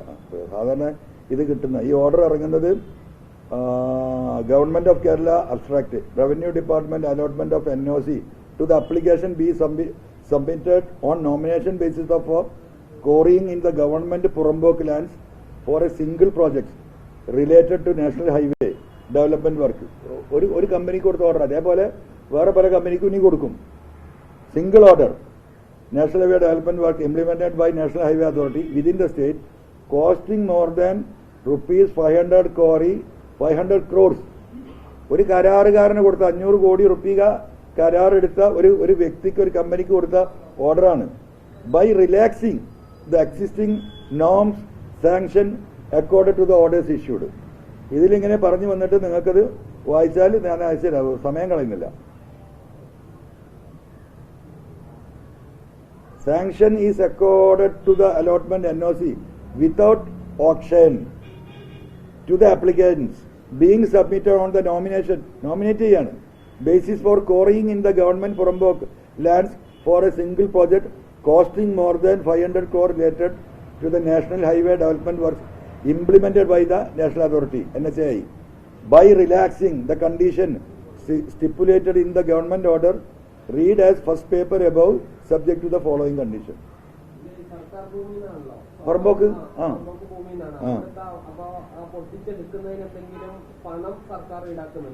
₹50 എന്തെങ്കിലും ഉണ്ട്, അതിന് താഴെ പറയുന്നുണ്ട്. ഇവിടെ അതിന്റെ ആവശ്യമില്ലാന്ന്. ഇവിടെ സർക്കാരിനെതിരെ വേറെ ടാക്സ് ഇല്ല, GST ഇല്ല, ഒരു കുന്തം കുടച്ചക്രവും ഇല്ല. ഇനി ഉണ്ടെങ്കിൽ തന്നെ എന്താ, എന്തിനാ അങ്ങനെ കൊടുക്കുന്നത്? ഇവിടെ അവൈലബിൾ ആയ കോറികൾ, ലൈസൻസ് ചെയ്ത കോറികൾ ഞാൻ ഇന്നലെ പറഞ്ഞ 200 ചില്ലാനം പൂട്ടിക്കിടക്കുകയാണ്. എന്തിനാ പൂട്ടിയത്? അവർക്ക് ലൈസൻസ് ഇല്ലായിട്ടോ ബ്ലാസ്റ്റിംഗ് ലൈസൻസ് ഇല്ലാത്തതുകൊണ്ടോ ഈ പറയുന്ന പൊല്യൂഷൻ പുതുക്കാത്തതുകൊണ്ടോ ഒന്നുമല്ല. അവർക്ക് അനുവദിച്ച ക്വാണ്ടിറ്റിയിൽ നിന്ന് കൂടുതൽ പൊട്ടിച്ചു, അതുകൊണ്ട് സ്റ്റോപ്പ് മെമ്മോ കൊടുത്തു. അപ്പൊ എന്താ ചെയ്യുക? അനുവദിച്ച കൂടുതൽ അത് അളവെടുത്ത് അതിന്റെ വിസ്തൃതി കണക്കാക്കി, അതിന്റെ ടണ്ണേജ് കണക്കാക്കി, അതിന് ഇത്ര രൂപ ഫൈന്.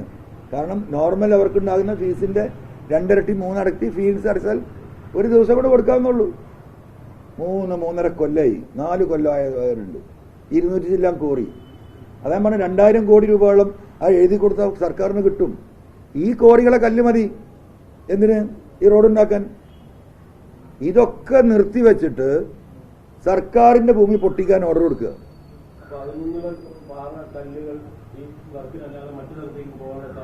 അല്ല, അത് പാടില്ല എന്ന് പറഞ്ഞാൽ അതന്നെ ഇവിടെ നടക്കുന്ന കച്ചവടം. നാഷണൽ ഹൈവേക്ക് മണ്ണെടുക്കാൻ വേണ്ടിയിട്ട് ഇതേപോലെ പെർമിറ്റ് കൊടുത്തിട്ടുണ്ട്. നിങ്ങളൊന്ന് പോയിട്ട് ഒന്നും നിങ്ങൾ സ്വകാര്യത്തിലൊന്ന് അന്വേഷിക്കൂ. 1000കണക്കിന് ലോഡ് മണ്ണാണ് വേറെ സ്ഥലത്ത് കിടക്കുന്നത്. ആലപ്പുഴ ജില്ലയൊക്കെ എന്താ പറയുക, പരിപൂർണമായി തൂർത്തു കഴിഞ്ഞു. ഇന്ന് വരെ തൊടാൻ കഴിയില്ലായിരുന്നു. ജനങ്ങളെ ശ്രദ്ധിക്കുന്ന മേഖല ഇതുണ്ടായിരുന്നു. ഇത് മുഴുവൻ എന്താക്കി? ഈ പേരും പറഞ്ഞിട്ട് മണ്ണ് റോഡിലേക്ക് പോകുമ്പോൾ 10 ലോഡ് അങ്ങോട്ട് പോകുമ്പോൾ 5 ലോഡ് ഇങ്ങോട്ടും പോകും. അതേപോലെയാണ് ഇനിയിപ്പോൾ ഈ പാറ. എന്തിനാ ഈ പുറമ്പോക്ക് കയറി പൊട്ടിക്കുന്നത്? ആരുടെ ഭൂമിയാ അത്? ഈ ജനങ്ങളുടെ ഭൂമിയാ. ഇവിടെ ലൈസൻസ്ഡ് കോറികളുണ്ട്. ആ ഫൈൻ കണക്കാക്കി കൊടുത്താൽ പിറ്റേ ദിവസം ആ ക്രഷർ സ്റ്റാർട്ട് ചെയ്യാം. 1000കണക്കിന് തൊഴിലാളികൾക്ക് ജോലിയുണ്ട്, 1000കണക്കിന് ഡ്രൈവർമാർക്ക് ജോലിയുണ്ട്. ഇതൊക്കെ പട്ടിണിയില്ല, എല്ലാവരും പട്ടിണിയില്ല. അപ്പം ഉത്തരേന്ത്യയിൽ നിന്ന് വന്ന കമ്പനികളും അന്തർദേശീയ കമ്പനികളും അവർ വന്ന് ഈ കോറി പൊട്ടിച്ചു പോവുക. 1000 ട്രക്കുമായിട്ടാണ് വരുന്നത്, 10,000 എക്സ്കവേറ്ററായിട്ടാണ് വരുന്നത്. ഒരു മിനിറ്റ്, ഈ നാട്ടിലുള്ള ഈ മണ്ണ് മാന്തി യന്ത്രം പ്രവർത്തിപ്പിക്കുന്നവർക്കും ടിപ്പർ ലോറിക്കാർക്കും ഒരാൾക്കും തൊഴിലില്ല. എല്ലാ വണ്ടികളും ഫൈനാൻസ് ഇട്ട് എടുത്ത ഈ സാധുക്കള്. ഇതൊക്കെ സാധാരണ 2-3 തൊഴിലാളികൾ കൂടി ഒരു 3-4 ലക്ഷം രൂപ ഉണ്ടെങ്കിൽ ഈ പറയുന്ന ലോറിയൊക്കെ കിട്ടും. ഇപ്പൊ നാട്ടിൽ നിന്ന് വട്ടിപ്പിരിവിട്ടിട്ടും കുറി വെച്ചിട്ടും 4-5 ആളുകൾ കൂടിയിട്ടാണ് ഇതുപോലെയുള്ള ചെറിയ ടിപ്പറുകൾ വാങ്ങുന്നത്. അവരൊക്കെ വീട് പോലെ പോയി. ഒരു കമ്മ്യൂണിസ്റ്റ് പാർട്ടി ഭരിക്കുന്ന ഒരു കേരളത്തിന്റെ ചിത്ര ഞാൻ ഈ പറയുന്നത്. എന്നിട്ട് നമ്മുടെ പൊതുസമൂഹത്തിന്റെ മുതല് എടുത്തോ, അങ്ങ് കയറി പൊട്ടിച്ചോ. ആരാ പറയുന്നത്? റവന്യൂ വകുപ്പ്. ഇത് ജിയോളജിക്ക് ഡയറക്ഷനാ. ഞാൻ ഈ പറഞ്ഞ NHIന്റെ ഞാൻ പറഞ്ഞല്ലോ, ആ കത്തിൽ വിശദീകരിക്കുന്നുണ്ടത്. NHI ഒരു ലെറ്റർ അങ്ങോട്ട് കൊടുത്താൽ ആ പാറ ഇപ്പൊ ഇവിടെ നമ്മളെ വീടിന്റെ നേരെ വേക്കൽ പാറാലെന്ന് പറയും. പാറ റവന്യൂ പാറയാ. ഒരു 100 ഏക്കർ ഉണ്ടാവും. നാളെ രാവിലെ ഒരു വന്ന് പൊട്ടിക്കുകയാണെങ്കിൽ ജനങ്ങൾക്ക് ഒന്നും ചെയ്യാൻ പറ്റില്ല. പൊല്യൂഷൻ വേണ്ട, മൈനിങ് ലൈസൻസ് വേണ്ട, ജിയോളജി വേണ്ട, ഈ പറയുന്ന മെഡിക്കൽ വേണ്ട, ഫയർ വേണ്ട, ഒന്നുമില്ല. ഈ ഒരൊറ്റ കത്ത് മതി. സർക്കാരിന്റെ എല്ലാ നിയമങ്ങളും റിലാക്സ് ചെയ്തു എന്നാണ് ഈ പറയുന്നത്. വെള്ളരിക്ക പട്ടണം, ഇതിൽ എന്താണ് ഗോവിന്ദമാഷ അഭിപ്രായം നമുക്കൊന്ന് അറിയണം. ഈ കോറികൾ പൂട്ടിക്കിടക്കുന്ന കോറി ഈ ഫൈൻ അടച്ച് തീർത്ത് ഓപ്പൺ ചെയ്യാമെന്ന്. പൈസ ഇല്ല എന്ന് പറഞ്ഞ 2000 കോടി ഇപ്പൊ കൺമുമ്പിലുണ്ട് ഫൈനാൻസ് മിനിസ്റ്ററെ. അദ്ദേഹത്തിന് പറയാലോ ജിയോളജി ഡിപ്പാർട്ട്മെന്റ് എന്താ മുഖ്യമന്ത്രി ഇടപെടാത്തത്? എത്ര തവണ ഈ കോറിയൻ ക്രഷർ അസോസിയേഷൻ കയറി മറിഞ്ഞതെന്നറിയാം. ഞാൻ പറയുന്ന പോലെ ആരും പറയില്ല. ഇപ്പൊ കുറച്ച് കഴിഞ്ഞാൽ വരും, ഞാൻ പ്രകൃതി വിരുദ്ധനാണ്, മല മാന്തുന്നവനാണ്, MLA പിന്നിൽ ഈ ഗൂഢസംഘാണെന്ന് ഇപ്പൊ വരട്ടെ, ഞാനത് നേരിടാൻ തന്നെയാ. ഇതിങ്ങനെ എന്തെങ്കിലും പറയുമ്പോൾ ഒളിച്ച് പോയി ഈ നാട്ടിലുള്ള ഈ തരത്തിലുള്ള അനവധി അഴിമതികൾ നടത്താൻ സർക്കാരിന് സാധിക്കുന്നതിന് കാരണം എന്താ? ആരും പ്രതികരിക്കൂല. പൊതുപ്രവർത്തകർ പ്രവർത്തിച്ചാൽ എന്താ? അവൻ കോറി മാഫിയയുടെ ആളാവും. ഇപ്പം ഇന്നലത്തെ നയരേഖയിൽ ഒരു പ്രധാന കാര്യം എന്താ പറഞ്ഞത്? നാഷണൽ ഹൈവേയുടെയും സ്റ്റേറ്റ് ഹൈവേയുടെയും 2 ഭാഗത്തുള്ള പാടശേഖരങ്ങൾ 1/2 കിലോമീറ്റർ മണ്ണിട്ട് നികത്തി ബിൽഡിംഗ് കെട്ടാനുള്ള പെർമിഷൻ കൊടുക്കാനുള്ള നിയമം ഉണ്ടാക്കണമെന്ന് പറഞ്ഞു. ഇപ്പോൾ വരുമല്ലോ ചർച്ച. ഇതിങ്ങനെ ഇട്ട് മതിയോ? 1 ഇഞ്ച് ഭൂമി ഇവിടെ ഇല്ല. നിയമമില്ലാതെ തന്നെ ഇതൊക്കെ തൂർത്ത് ബിൽഡിംഗ് കെട്ടുന്നു കൈക്കൂലി കൊടുത്തുകൊണ്ട്. അതാണ് ഇന്നലെ ഞാൻ പറഞ്ഞത്. അത് നിയമവിധേയമാക്കിയാൽ സർക്കാരിന് എന്തെങ്കിലും പൈസ കിട്ടുമോ? അതിൽ മറ്റാർക്കാ കിട്ടുന്നത്? ഉദ്യോഗസ്ഥർക്ക്, ഈ പറയുന്ന പൊളിറ്റിക്കൽ ലീഡേഴ്സിന്. ഇപ്പൊ നമ്മുടെ മലബാരങ്ങൾ മുഴുവൻ, കേരളത്തിലെ മലബാരത്തിൽ 70% ഫോറസ്റ്റ് എന്ന് പറഞ്ഞു. പിന്നുള്ള ഭൂമിയിൽ ഒരു 10-15% എന്താ? തോട്ടഭൂമികളാണ്. ഈ റബ്ബറും ഈ കാപ്പിയും ഈ പറയുന്ന തേയിലയൊക്കെ ഒരു റുപ്പിക വരുമാനമല്ലാതെ കരിഞ്ഞു പോവുകയാണ്. നമ്മൾ കാണുന്നുണ്ടല്ലോ. ഉമ്മൻചാണ്ടി സർക്കാരിന്റെ കാലത്താണ് അതിൽ 5% ഭൂമി ടൂറിസത്തിന് വേണ്ടി ഉപയോഗിക്കുന്നതെന്ന്. നമ്മുടെ നയരേഖയിൽ ഞാൻ ആവശ്യപ്പെട്ടിട്ടുള്ളത്, പറഞ്ഞിട്ടുള്ളത് 50% ഭൂമി ഈ പറയുന്ന ടൂറിസം, IT, സ്റ്റാർട്ടപ്പുകൾ, ഹെൽത്ത് ടൂറിസം. അല്ലാതെ നമുക്ക് എവിടെ ഭൂമി? എങ്ങനെ കേരളം വളരും? ഈ കടക്കണിയിൽ നിന്ന് എങ്ങനെ കേരളം കരകയറും? ആ ഓപ്ഷൻ ആലോചിക്കണ്ടേ? അത് പറഞ്ഞാലെന്തായി? അൻവർ ഈ ഭൂമിമാഫിയയുടെയും ഈ പറയുന്ന ആളുകളുടെ ആളായി ആയിക്കോട്ടെ, ഞാൻ അവരെയും കൂടി ആളാണ്. ഇത് പറയാതിരിക്കാൻ പറ്റുമോ? അപ്പൊ ഒരു മിനിറ്റ് ഇതൊന്ന് പറഞ്ഞ് അവസാനിപ്പിക്കാം. അപ്പൊ ഈ രീതിയിൽ ഇപ്പൊ നമ്മുടെ ഈ കോറിയുടെ വിഷയം ഇതുപോലെ തന്നെയാണ് പുഴയിലെ മണൽ വാരാത്തത്. അതിനടുത്ത അഴിമതി വരുന്നുണ്ട്. അതിൽ നടന്ന കള്ളക്കളി. അപ്പോൾ നിങ്ങളിത് പുറത്തു കൊണ്ടുവരണം. നിങ്ങൾ പാർട്ടിയുടെ സെക്രട്ടറിയോട് ചോദിക്കണം, ഇത്രയും ക്രഷറുകൾ ഉണ്ടായിട്ട് എന്ത് മറുപടി CPM-ന് പറയാണ്ട് ഈ തൊഴിലാളികളെ കുറിച്ച്? ഈ വണ്ടി ഓടിച്ചവരൊന്നും മലയാളിമാരല്ല. അപ്പൊ ഇതെല്ലാം അങ്ങോട്ട് ഇല്ലാതാക്കി അവസാനിപ്പിച്ചിട്ട് വേറൊരു സംസ്കാരം, ഒരു കോർപ്പറേറ്റ് സംസ്കാരത്തിന്റെ അഴിമതിയുടെ മൂടുപടം ഇങ്ങനെ നിർത്തിയിട്ട് അതിന്റെ പിന്നിൽ ഈ മാന്തിയെടുക്കലാണ്. പ്രശാന്ത് ചോദിക്കും എന്താ പറഞ്ഞ ഈ ദേശീയപാത കരാറ് കൊടുത്താണ്, 1000 കോടി കരാർ കൊടുത്താണ്. അപ്പോൾ സ്വാഭാവികമായി ബോർഡിന്റെയൊക്കെ ഏതാണ്ട് കരിങ്കൽ ഉൽപ്പന്നങ്ങൾ മണ്ണത്തിലൊക്കെ ഏതാണ്ട് വിലക്കെടുത്തായിരിക്കും ഈ എമൗണ്ട് കരാർ കൊടുക്കുക. ഇപ്പൊ ഇങ്ങനെ കൃത്യമായ ഒരു സർക്കാർ പോലും കുട്ടികൾക്ക് നിൽക്കുമ്പോൾ ഈ കരാർ എമൗണ്ട് കുറയ്ക്കേണ്ടതാണോ? അഴിമതിയല്ലേ? അല്ല, കരാർ എമൗണ്ട് കുറക്കുമെന്നൊന്നും നമുക്കറിയില്ല. അഴിമതി ഇത് തന്നെ അഴിമതിയാണല്ലോ. അപ്പൊ ഇനി ഇത് വെച്ചുകൊണ്ട് എത്ര സ്വാഭാവികമായിട്ടും ഈ ടെൻഡർ നടപടികൾ ആലപ്പുഴ ജില്ലയിൽ കോറിയില്ല. അപ്പൊ സ്വാഭാവികമായിട്ടും പിന്നെ എവിടെയുള്ളത്? കൊല്ലത്ത്, തമിഴ്നാട്ടിൽ അല്ലെങ്കിൽ എറണാകുളമൊക്കെ ആയിരിക്കും ആ ടെൻഡറിൽ അവർ ലീഡ് ഏരിയ ആയിട്ട് കാണിച്ചിട്ടുണ്ടാവുക. ആ ലീഡ് ഏരിയയുടെ കിലോമീറ്റർ കണക്കൂട്ടിയിട്ടാണ് ഇത് റേറ്റ് ഫിക്സ് ചെയ്യുക, ഒരു ഏകദേശ റേറ്റ്. അതൊക്കെ അതിൽ പരിശോധിക്കപ്പെടേണ്ടതാണ്. അപ്പൊ ഇതില് ഞാൻ പറയുന്നതിൽ ഇതിലെ പ്രധാന വിഷയം എന്ന് പറയുന്നത് ഈ ക്രഷറുകൾ പ്രവർത്തിക്കരുത് എന്നത് എന്താണ് ഈ ഗവൺമെന്റിന്റെ വാശി? അതിലാണ് കോടികളുടെ അഴിമതി. പുതിയ അപ്ലിക്കേഷൻസ് 2 കൊല്ലം 3 കൊല്ലം 4 കൊല്ലം 5 കൊല്ലമായിട്ട് നടക്കുകയാണ്. ഇവിടെ നിന്നൊക്കെ പോകും. തിരുവനന്തപുരത്ത് എത്തിയാൽ അവിടെ നിന്നു. പക്ഷേ ചില ആളുകൾക്ക് മാത്രം പാസ്സാവുന്നുണ്ട്. ആ ലോബി വിചാരിക്കുന്നവരെ പാസ്സാവൂ. അപ്പം അത് പരിശോധിക്കേണ്ടതാണ്. കാരണം ഞാൻ അവരുമായി സംസാരിച്ചുകൊണ്ടിരിക്കുകയാണ്. ഹൈക്കോടതിയുടെ ശ്രദ്ധയിൽ വളരെ ഗൗരവപൂർവ്വം കൊണ്ടുവരേണ്ട ഒരു വിഷയമാണിത്. അതിപ്പോൾ ഈ അസോസിയേഷനുമായി ബന്ധപ്പെട്ടും ഈ പറയുന്ന ഇതിലെ തൊഴിലാളികൾ, വണ്ടി ഓടിക്കുന്നവർ, ഈ ഓപ്പറേറ്റർ, അവരുടെ അസോസിയേഷനുമായിട്ട് ഞാൻ സംസാരിച്ചുകൊണ്ടിരിക്കുകയാണ്. ഇവർ സംയുക്തമായി ഹൈക്കോടതിയിൽ പോട്ടെ. വലിയ അഴിമതി ഇതിന്റെ പിന്നിലുണ്ട്. നിങ്ങൾക്കൊന്നും കണക്കൂട്ടാൻ പറ്റില്ല. അതിൽ PWD അല്ലാതെ, റവന്യൂ വകുപ്പ് അല്ലാതെ ആരൊക്കെയാണ് അതിന്റെ പിന്നിലെന്ന് പരിശോധിക്കേണ്ടതുണ്ട്. ഞാനിപ്പത് പറയുന്നില്ല, ഒരു ഘട്ടം കഴിയുമ്പോൾ നമുക്ക് പറയാം. PV അൻവറിന്റെ പേരിൽ കേസ് ഇങ്ങനെ വരുന്നുണ്ടല്ലോ, വരട്ടെ.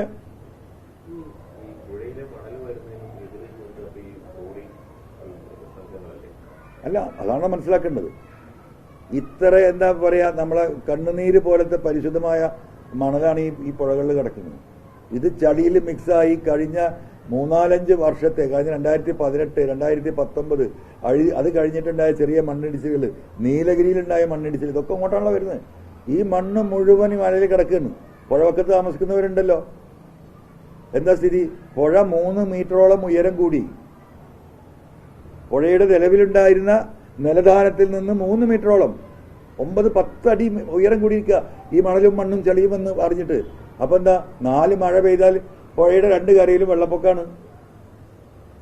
ഇത് മാന്തി കൊണ്ടുപോയി വിറ്റ് ഖജനാവിലേക്കാക്കാൻ ഗവൺമെന്റ് കഴിഞ്ഞ 2019-2020 തീരുമാനമെടുത്ത ഒരിക്കലും ഇംപ്ലിമെന്റ് ചെയ്യില്ല. കാരണം എന്താ, ആ മണല് പോയാൽ എന്തായി? ഈ ക്രഷർ പ്രോഡക്റ്റിലെ എംസാൻഡിന് വില കുറയും. മണലില്ലാത്തതുകൊണ്ടാണ് എംസാൻഡിന് ഇത്രയും വലിയ, ഏറ്റവും വലിയ എന്താ പറയുക വില. ഒരു കാലഘട്ടത്തിൽ ഈ കോറി പൗഡർ എന്ന് പറയുന്നത് വേസ്റ്റായി പോകുന്നതായിരുന്നു. ഞാനൊക്കെ ക്രഷർ നടത്തിയിരുന്നു. ഞാൻ 2008 വരെ എനിക്ക് ക്രഷർ ഉണ്ടായിരുന്നു. കേരളത്തിൽ 3-4 ക്രഷർ നടത്തിയ വ്യക്തിയാണ് ഞാൻ. ഈ വിഷയം അവസാനിപ്പിക്കുന്നത് 2008. കാരണം എന്താ വെച്ചാൽ ഇത് നടത്താൻ കഴിയില്ല. കാരണം റോട്ടിലൂടെ പോകുന്നവന് മുഴുവൻ സെലൂട്ട് അടിക്കണം. ആ ഒറ്റ കാര്യം കൊണ്ട് നിർത്തിയതാണ്. പോകുന്നവന് മുഴുവൻ ആക്കണം. ആര് വന്നാലും മുണ്ട് മടക്കുത്തി ഇങ്ങനെ നിൽക്കണം. ആ പൈസ കൊണ്ട് എന്താ കാര്യം? കിട്ടുന്ന പൈസ കൊടുത്ത് ഞാൻ ഒഴിവാക്കി പോന്ന 2-3 ഇഷ്യൂസ് ഉണ്ടായപ്പോൾ. അന്ന് പാലക്കാട് ഞാൻ നടത്തുന്ന ക്രഷറിലെ ഈ പറയുന്ന കോറി ടെസ്റ്റ് എങ്ങോട്ടാ പോകുന്ന നിങ്ങൾ, ഇതിങ്ങനെ മല പോലെ കൂടും. ഇപ്പൊ ലോറി ട്രാൻസ്പോർട്ട് ഓഫീസിൽ പാലക്കാട് നമ്മൾ ഏർപ്പാട് ചെയ്യും. ഈ തിരുവനന്തപുരം ഭാഗത്തുനിന്ന് വരുന്ന റിട്ടേൺ ലോറികൾ, ആ ലോറി അവിടെ വന്ന് അവർക്ക് ഈ സാധനം നമ്മൾ ഫ്രീ ആയി കയറ്റി കൊടുത്ത് ഡ്രൈവർക്ക് 500 രൂപ ചായ പൈസയും കൊടുക്കും. എന്താ ഈ സാധനം കൊണ്ടുപോകാൻ? അന്ന് ഈ സാധനമായിരുന്നു ആലപ്പുഴയൊക്കെ. എന്താ പറയാ, ആലപ്പുഴ മണ്ണ് കിട്ടൂല, വയൽ കൂടുതലായതുകൊണ്ട്. ഇപ്പൊ ഫില്ലിങ്ങിന് ആവശ്യമായിട്ട് ഇത് കൊണ്ടുപോകായിരുന്നു. അന്ന് അങ്ങോട്ട് പൈസ കൊടുക്കായിരുന്നു. ആ സാധനത്തിൽ നിന്ന് ഒരടിക്ക് 60 റുപ്യ 70 റുപ്യാണ്. എന്താ കാരണം? മണലില്ല. ഈ മണൽ ഇങ്ങോട്ട് വന്നാൽ ആ സാധനം 25 രൂപയിലേക്ക് ഇങ്ങോട്ട് വരും. അപ്പൊ ഈ തരത്തിലുള്ള മാഫിയ സംഘങ്ങളെ വളർത്തുകയാണ് ഈ പറയുന്ന ഗവൺമെന്റിലെ ചില ആളുകൾ. അത് തന്നെ അതിലെ വിഷയം. നിലമ്പൂരിൽ ഒരു സ്വകാര്യ സ്ഥലം നേട്ടമുള്ള ഒരു പാലക്കാട് സ്വദേശി വാങ്ങി നൽകിയിരുന്നു കേരളയിൽ നിയമസഭയിൽ ചോദ്യമൊക്കെ ഉന്നയിച്ചിരുന്നു. അതിലെന്തൊക്കെ ഒരു ദുരൂഹതയില്ല? അല്ല, അതിലെ ദുരൂഹത എന്ന് പറയുന്നത് അത് ഫോറസ്റ്റ് ഉദ്യോഗസ്ഥരും ഞാൻ ഈ പറയുന്ന എന്താ പറയുക പ്രകൃതി സ്നേഹികളുണ്ടല്ലോ, വ്യാജ പ്രകൃതി സ്നേഹികൾ വിദേശ രാജ്യങ്ങളിലെ ഈ കാർബൺ ഫണ്ട് അതൊരു വലിയ വിഷയമാണ്. ആ കാർബൺ ഫണ്ട് തട്ടിയെടുക്കാൻ ആ അവരുടെ അതോറിറ്റിയുമായി ബന്ധപ്പെട്ട് വിദേശ രാജ്യങ്ങളിൽ ചില NGOs പേരിന് ഇവിടെ പ്രവർത്തിക്കുന്നുണ്ട്. അവർ രജിസ്റ്റേർഡ് NGO ആണ്. ഇവർ ഇത്തരം കാര്യങ്ങൾക്ക് ഈ ഫണ്ട് ഉണ്ട് NGOസിന്റെ. അമേരിക്കയിലെ ഏറ്റവും വലിയ ഫിഷ് ആൻഡ് അനിമൽ എന്ന് പറഞ്ഞ ഒരു സംഘടന ഉണ്ട്. ഫിഷ് ആൻഡ് അനിമൽ ഭയങ്കരമായിട്ട് ഇങ്ങനത്തെ കാര്യത്തിൽ പൈസ കൊടുക്കുന്ന ഇത്തരം സംഘടനകളുമായി ടൈപ്പ് ഉണ്ടാക്കിയിട്ട് അവർ പറയാണ് ഇപ്പോൾ ഇവിടെ ഈ ഞാൻ ഇന്നലെ പ്രസംഗത്തിൽ പറഞ്ഞ പോലെ വെസ്റ്റേൺ ഗട്ട്സിന്റെ വ്യാപ്തി വർദ്ധിപ്പിക്കൽ ഒരു പ്രധാന വിഷയമാണ്. ഈ സാധനമൊക്കെ വാങ്ങിയിട്ടുള്ള വെസ്റ്റേൺ ഗട്ട്സിലാണ്. അപ്പം അവര് ഈ വാങ്ങുന്ന ആളുകളുമായി ഇപ്പൊ ഈ 4 ഏക്കറ വില നിശ്ചയിക്കുകയാണ്. അവര് നിശ്ചയിക്കുന്ന വില എത്രയാ? സെന്റിന് 1 ലക്ഷമാണ്. യഥാർത്ഥത്തിൽ ഉടമക്ക് കിട്ടുന്ന 1 ലക്ഷമാണ്. യഥാർത്ഥത്തിൽ അവിടെ 50,000 കിട്ടുള്ളൂ. അപ്പം ഉടമക്ക് ഇരട്ടി വില കിട്ടുകയാണ്. ഉടമ എത്രയാ പുറത്ത് പറയുന്നത്? ഞാൻ ലക്ഷത്തിന്റെ കണക്ക് പറയുന്നത് ഉദാഹരണമായിട്ടാണ്. ഉടമ എത്രയാ പുറത്ത് പറയുന്നത്? 2 ലക്ഷം. അപ്പൊ 2 ലക്ഷത്തിന് വിൽക്കുന്നു. 50,000 രൂപയാണ് റിയലിസ്റ്റിക് പ്രൈസ്. ഓണർക്ക് എത്ര കിട്ടി? 50,000 മുകളിൽ 50,000 കൂടി കിട്ടി. നിങ്ങൾ 2 ലക്ഷത്തിനാണ് എനിക്ക് തന്നതെന്ന് പറയണം. ഈ 2 ലക്ഷം വെച്ചിട്ടുള്ള ഒഫീഷ്യൽ എമൗണ്ട് ട്രാൻസ്ഫർ ചെയ്ത് നിങ്ങൾ അക്കൗണ്ടിലേക്ക് വരും. എന്റെ 1 ലക്ഷം നിങ്ങൾ സെന്റിന് ബാക്കിലൂടെ തരണം. ഇതാണ് ഈ ഓപ്പറേഷൻ. മനസ്സിലായില്ലേ? അത് ക്ലിയർ ആണല്ലോ. അതാണ് അവിടെ നടന്നിട്ടുള്ളത്. അതുപോലെ ഈ പറഞ്ഞതുപോലെ 4 ഏക്കർ ഭൂമി അവർ വാങ്ങി ഈ പറയുന്ന ഈ ഫണ്ട് ഉപയോഗിച്ചിട്ട് വാങ്ങിയിട്ട് എന്താ ഇത് ഫോറസ്റ്റിന് അങ്ങോട്ട് കൊടുത്തു. ഫോറസ്റ്റിന് ഫ്രീ ആയിട്ട് കൊടുക്കണം. അപ്പൊ ഈ വാങ്ങലാണ് ഈ അഡ്ജസ്റ്റ്മെന്റ്. പേരോ ആ സംഘടന 4 ഏക്കർ ഭൂമി വാങ്ങിയിട്ട് ഫോറസ്റ്റൈസേഷന് വേണ്ടി കൊടുത്തു പറയുമ്പോൾ പിന്നെ ആ വരുന്ന ആളുകളെ കാണുമ്പോൾ ആളുകൾ ഇങ്ങനെ പത്രക്കാരൊക്കെ ബഹുമാനിച്ചു. കാര്യം എന്തായാലും ഭയങ്കര പ്രകൃതി സ്നേഹമാണ്. ഈ തട്ടിപ്പ് വ്യാപകമായി നടക്കുന്നതിന്റെ ഒരു ചെറിയ ഉദാഹരണം നമ്മുടെ നാട്ടിൽ നടന്നു. അത്ര കൂട്ടിയാൽ മതി. അവരുടെ ഫസ്റ്റ് മീറ്റിൽ അവര് ഭൂമി കൈമാറുന്നതിന് മുമ്പ് CCF ഫസ്റ്റ് മീറ്റിൽ പങ്കെടുക്കുകയും അതിന്റെ അന്വേഷണമൊക്കെ നടന്നിരുന്നല്ലോ. അല്ല, അതിപ്പോ CCF അറിഞ്ഞോളൊന്നും ഉണ്ടാവില്ല. ഇതൊക്കെ ഈ താഴേക്കടയിലെ ഉദ്യോഗസ്ഥർ. എനിക്ക് പാലക്കാട് CCFനെ കുറിച്ച് എന്താണ് വിജയാനന്ദ്, എനിക്ക് അദ്ദേഹത്തെ കുറിച്ച് അങ്ങനെ അഭിപ്രായമില്ല. അദ്ദേഹം ഇതിനെക്കുറിച്ച് അറിവുണ്ടാകുമെന്ന് ഞാൻ ഇപ്പൊ വിശ്വസിക്കുന്നില്ല. ഇതിനൊക്കെ അഡ്ജസ്റ്റ്മെന്റിലെ ഒരു സംഘം തന്നെ ഇതിൽ പ്രവർത്തിക്കുന്നുണ്ട്. അതിൽപ്പെട്ട ഒരു ഓപ്പറേഷനാണത്.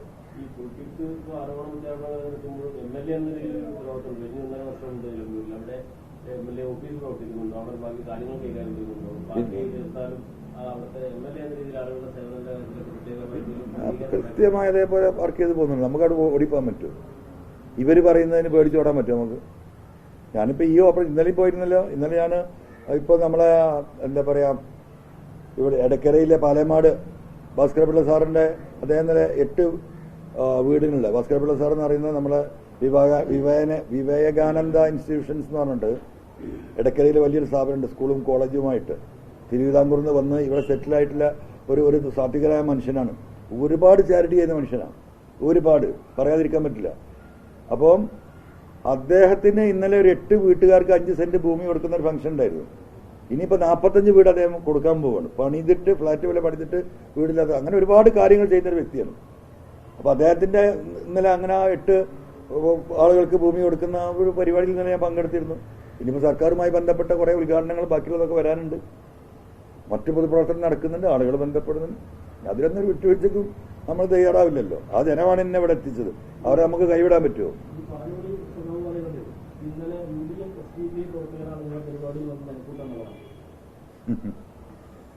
ഏതായാലും ആ പാർട്ടിയുടെ ശക്തി ഭയങ്കരമായിട്ട് വർദ്ധിച്ചു. ഇതിന്റെ ഒരു ഡെവലപ്മെന്റ് നോക്കണേ. പെട്ടെന്നൊരു പാർട്ടിയുടെ അത്ര ഞാൻ അതിൽ പറഞ്ഞുള്ളൂ. അദ്ദേഹത്തെ കുറിച്ച് ഇപ്പൊ ഞാൻ ആയിഷാത്തന്റെ കാര്യം പറഞ്ഞു എന്ന് പറഞ്ഞതുപോലെ ഞാൻ അങ്ങേയറ്റം ബഹുമാനിക്കുന്ന ആളാണ് ബഹുമാനപ്പെട്ട പാലോളി സഖാവ്. അപ്പൊ അദ്ദേഹത്തിനൊക്കെ എന്ത് പറഞ്ഞാൽ ഞാൻ അദ്ദേഹത്തിനൊന്നും മറുപടി പറയില്ല. കാരണം ആ മറുപടി പറയാൻ പറ്റില്ല. ആ സാധുവിനൊക്കെ ഈ പറഞ്ഞ പോലെ തെറ്റിദ്ധരിപ്പിച്ച് ഇങ്ങനെ പറഞ്ഞേക്കെന്ന് പറഞ്ഞു കഴിഞ്ഞാൽ അങ്ങനെ പറയുന്ന പാവം. അത്രേ ഉള്ളൂ. എനിക്ക് അങ്ങനെ കണ്ടാൽ മതി.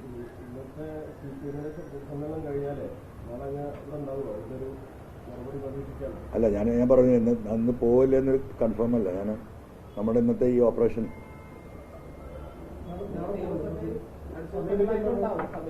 എങ്ങനെ? ഓ ഉണ്ട് ഉണ്ട്. ഞാൻ ആ ഓർഡർ നിങ്ങൾക്ക് ഗ്രൂപ്പിൽ ഇട്ട് തരാം, വാട്സിൽ ഇട്ട് തരാം. എന്താ? ഇത് ഈ നമ്പറുകളാണ്. ട്രിവാൻഡ്രം ഇത് നിങ്ങൾ സ്കാൻ ചെയ്തോളൂ അല്ലേ? ഇതൊന്ന് ദയവായിട്ട് എല്ലാവർക്കും കൊടുക്കണം. അതവർക്ക് കോൺടാക്ട് ചെയ്യാനുള്ള പോയിന്റ് നമ്പേഴ്സാണ്. അത് കഴിഞ്ഞെടുക്കാം അല്ലേ? അപ്പൊ ഞാൻ ഓർഡർ ഇപ്പൊ ഈ റവന്യൂ വകുപ്പിന്റെ ബഹുമാനപ്പെട്ട റവന്യൂ വകുപ്പിന്റെ ഓർഡർ മഹേഷിന്റെ ഗ്രൂപ്പിലേക്ക് ഇതിലേക്ക് ഇടുന്നുണ്ട്. അപ്പൊ നമുക്ക് അവസാനിപ്പിക്കല്ലേ? കർഷക സംഘടന പോലും കർഷക ബജറ്റ് എന്നൊരാവശ്യം ഇതുവരെ കാര്യമായിട്ട് പറഞ്ഞില്ല. കർഷക ബജറ്റ് മുതൽ വയോജനങ്ങൾക്കായിട്ട് ഒരു പ്രത്യേക വകുപ്പ് വരെയുള്ള ഒരു സമഗ്രമായിട്ടുള്ള ഒരു നയരേഖയുണ്ട്. അതിന് പിന്നിൽ വേറെ ഒരുപാട് എക്സ്പേർട്ടുകളുടെ ഇതുണ്ടോ അതോ താങ്കളുടെ മാത്രം? അല്ലല്ലല്ലല്ല, അത് നമ്മളിപ്പോ ഇതിനെക്കുറിച്ച് ആദ്യം എനിക്ക് ചെറിയ ഇപ്പൊ നമ്മൾ ഇന്നലെ അവിടെ പറഞ്ഞ കാര്യങ്ങൾ മുഴുവൻ നമുക്ക് ധാരണ ഉള്ളതാണ്. അത് ഡീറ്റെയിൽഡ് ആയിട്ട് ഇതിനെക്കുറിച്ച് ധാരണയുള്ള ആളുകളുമായി ഡിസ്കസ് ചെയ്ത് അവരുടെ കൂടി ഒരു ഒപ്പീനിയൻ. ഇത് കരടാണല്ലോ, ഇനി അതിന് മാറ്റങ്ങൾ വരും. അപ്പൊ അതുപോലെ തന്നെ ഇപ്പൊ ഈ മലബാറിന്റെ അണ്ടർ ഡെവലപ്മെന്റ് വളരെ വലിയ വിഷയമാണ്. കോഴിക്കോട് മലപ്പുറം ജില്ലകൾ വിഭജിക്കണം എന്ന് പറഞ്ഞത് അതിലും വലിയ വിഷയമാണ്.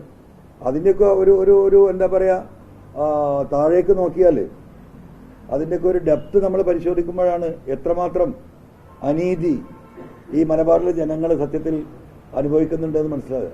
അതുപോലെ തന്നെയാണ് കാസർഗോഡ് തൊട്ട് തിരുവനന്തപുരം വരെ കന്യാകുമാരി വരെയുള്ള മലയോര മേഖലയിലെ കർഷകരെ സംബന്ധിച്ചിട്ടും ആ വിഷയം നമ്മൾ വളരെ സീരിയസ് ആയിട്ട് ടേക്കപ്പ് ചെയ്യേണ്ട വിഷയമാണ്. അത് ടേക്കപ്പ് ചെയ്ത് തന്നെ മുന്നോട്ട് പോകും.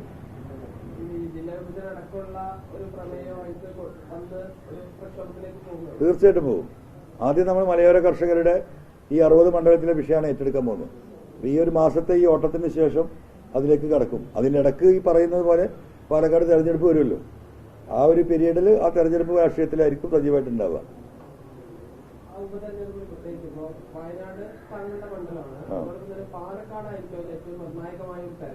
അതെ, പാലക്കാടല്ല ഇപ്പം ഇവിടെ എന്താ സ്ഥിതി? ചേലക്കരയുടെ CPM ജയിക്കുന്ന നിങ്ങൾക്ക് തോന്നുന്നുണ്ടോ?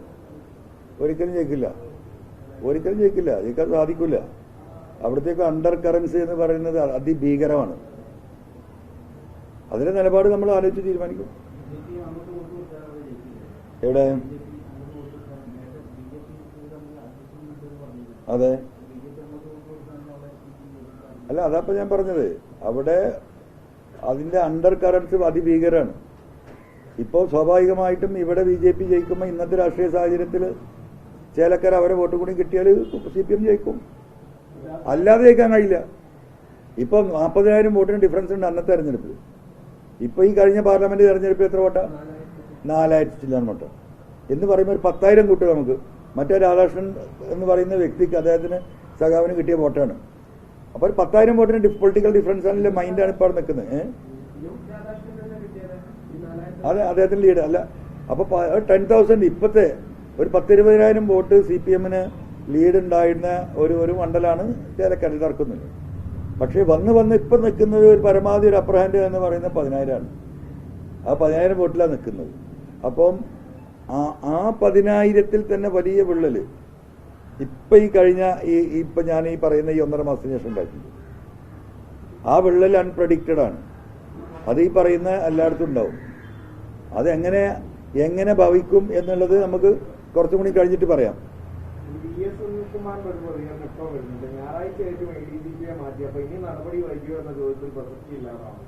ഞായറാഴ്ച ആയിട്ടും